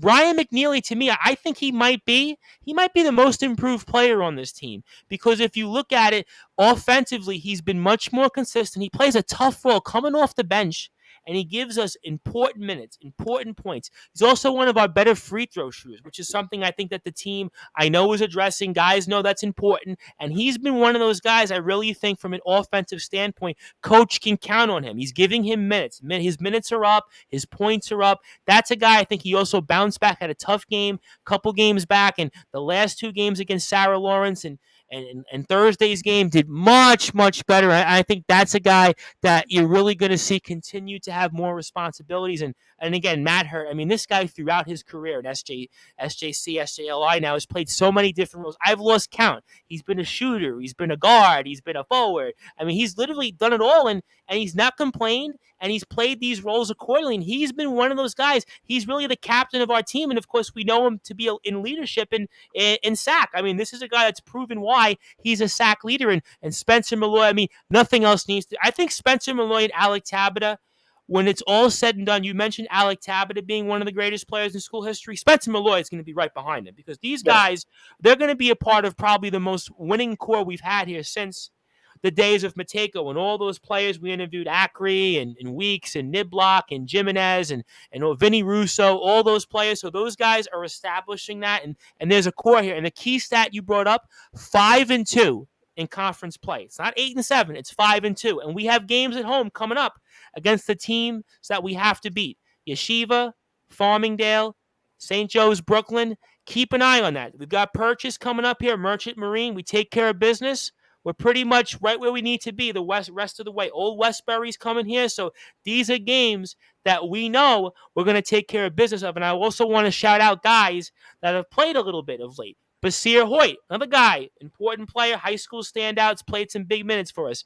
Timmy Hurts back. I was speaking with Timmy, and I think Timmy's going to be playing a lot more down the stretch here. Nick Nemekis, can never forget about Nick Nemekis. Nick, when he plays, he always makes something happen. Mark Roberts Jr., and here's a guy that you battled with when you were there. And he's a guy, you got to give him a lot of credit. He's been in a tough role, and he's battled, and he gets in there. And you love guys like Mark Roberts Jr. You love what they bring to the table. And the guy that I want to give the biggest shout out to is Chris Connors. Chris Connors, I mean, he hit a bomb. Listen, Steph Curry had nothing on that shot. Klay Thompson had nothing on that shot. Chris Connors, we need to see more Chris Connors bombs out there. Listen, I want to see, Coach, I know you're listening. If you can, try to get Chris Connors out there, because I was speaking with Chris, and I didn't want to tell him, but I'm going to say it anyway. Chris Connors is got to get more bombs out there. Love what Chris Connors brings to the table. And Alec Tabata could have had a quadruple double yesterday. I mean, Alec Tabata is basically, it looked like on one leg, had what, 25, 6, 13, and 3. I mean, he's a special player, really special player. They've got 3 now legitimate scorers. Find me a team right now in this conference that has 3 guys on any given night that can score 20 points and even as a bonus get 10 rebounds. You got Spence, Xavier Allen, Alec Tabata, and bonus, Alec did that off the bench.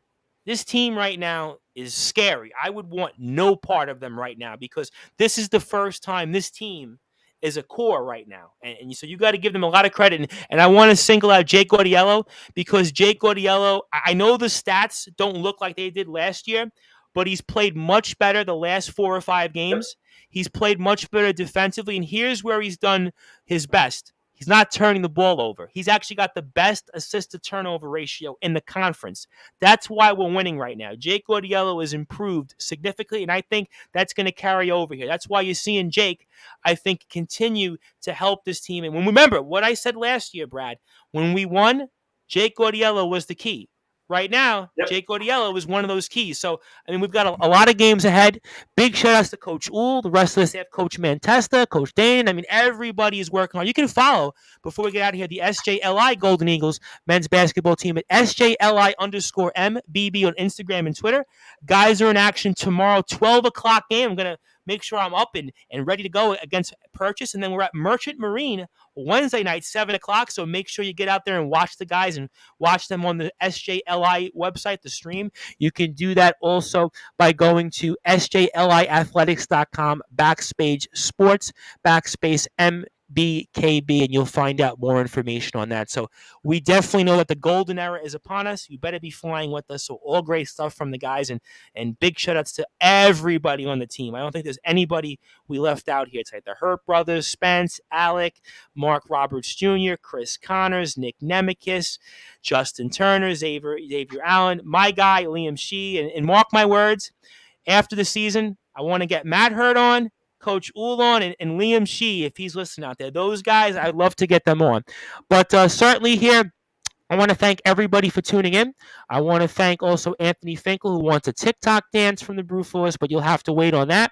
And definitely. We'll wait for that. But I want to thank John Gonzalez of the Sports Authorities Group for supporting us, and we'll see if he remains on top of the standings. I want to thank Justin Gianelli of the Baseball Banter Show, Chris Bizet with the Ron Jaworski jersey of the Liftoff Jets and the Talking Rivals, and the Brute Force Brad Weiss, who will be very busy this week. He'll be on the court for our Plainview JFK Hawks boys JV team, and also with our Long Island Nets, also LI Brew Crew, if that's a thing still. Of course, the legendary SJLI Golden Eagles men's basketball team. And I have one more stat for you. I saved one more for you, Brad. One more.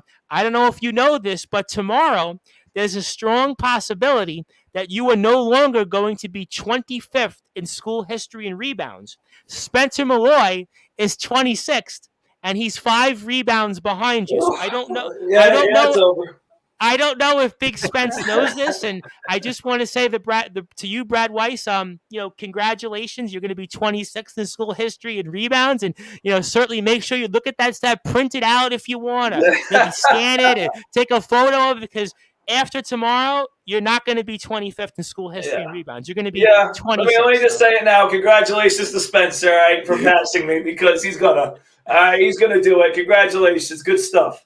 Yep. He's going to be 25th in school history. He'll probably one day touch the big record, which is Chris Niblock's record. So Chris Niblock and Chris Jimenez and those guys, you better hold the seat for a little while longer, because Spencer is coming for you. So congratulations, Big Spence, and also shout out to the York Cardinals men's basketball team. Guys won tonight against Brooklyn College. They're going to be playing John Jay Tuesday and a battle of home court advantage in the CUNYAC playoffs. So I want to shout out Coach Gist and the guys, and really enjoyed watching them the last couple of games. But thank you everybody here for tuning in. If you're on sportnarium.com sportswire.com/player. You go back to your regularly scheduled programming. And if you're on Facebook, Twitter, and YouTube, I'll be back Monday night with more coverage of Wrestling Championship Entertainment with Kodak Kid and also Craven Rage. And thank you, everybody. Also, we are starting our 4-year anniversary celebration of the Sports Report and Sportswire Radio starting on Monday. So we'll have some announcements with that and such. So John Gonzalez says one more thing. Congratulations, Spencer. I know how sweet it is to beat the brute force. So John Gonzalez has also extended his congratulations. So he's got to rub in one more thing before the end of the night. This guy, he always got to find a way. Always. I saved that for last, and I knew people would kind of go, "Wow, you know what? I didn't know that." I know Brad, you probably didn't know that either, because I didn't. No.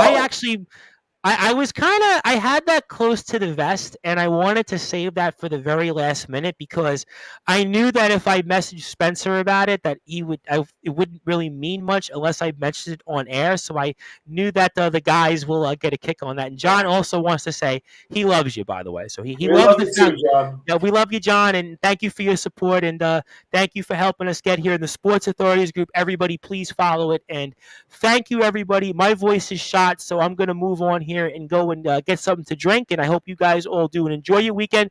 Enjoy the NFL games. Brad, good luck out there on the court, and you are here on Sportswire Radio, the #1 global radio station. Good night, everybody.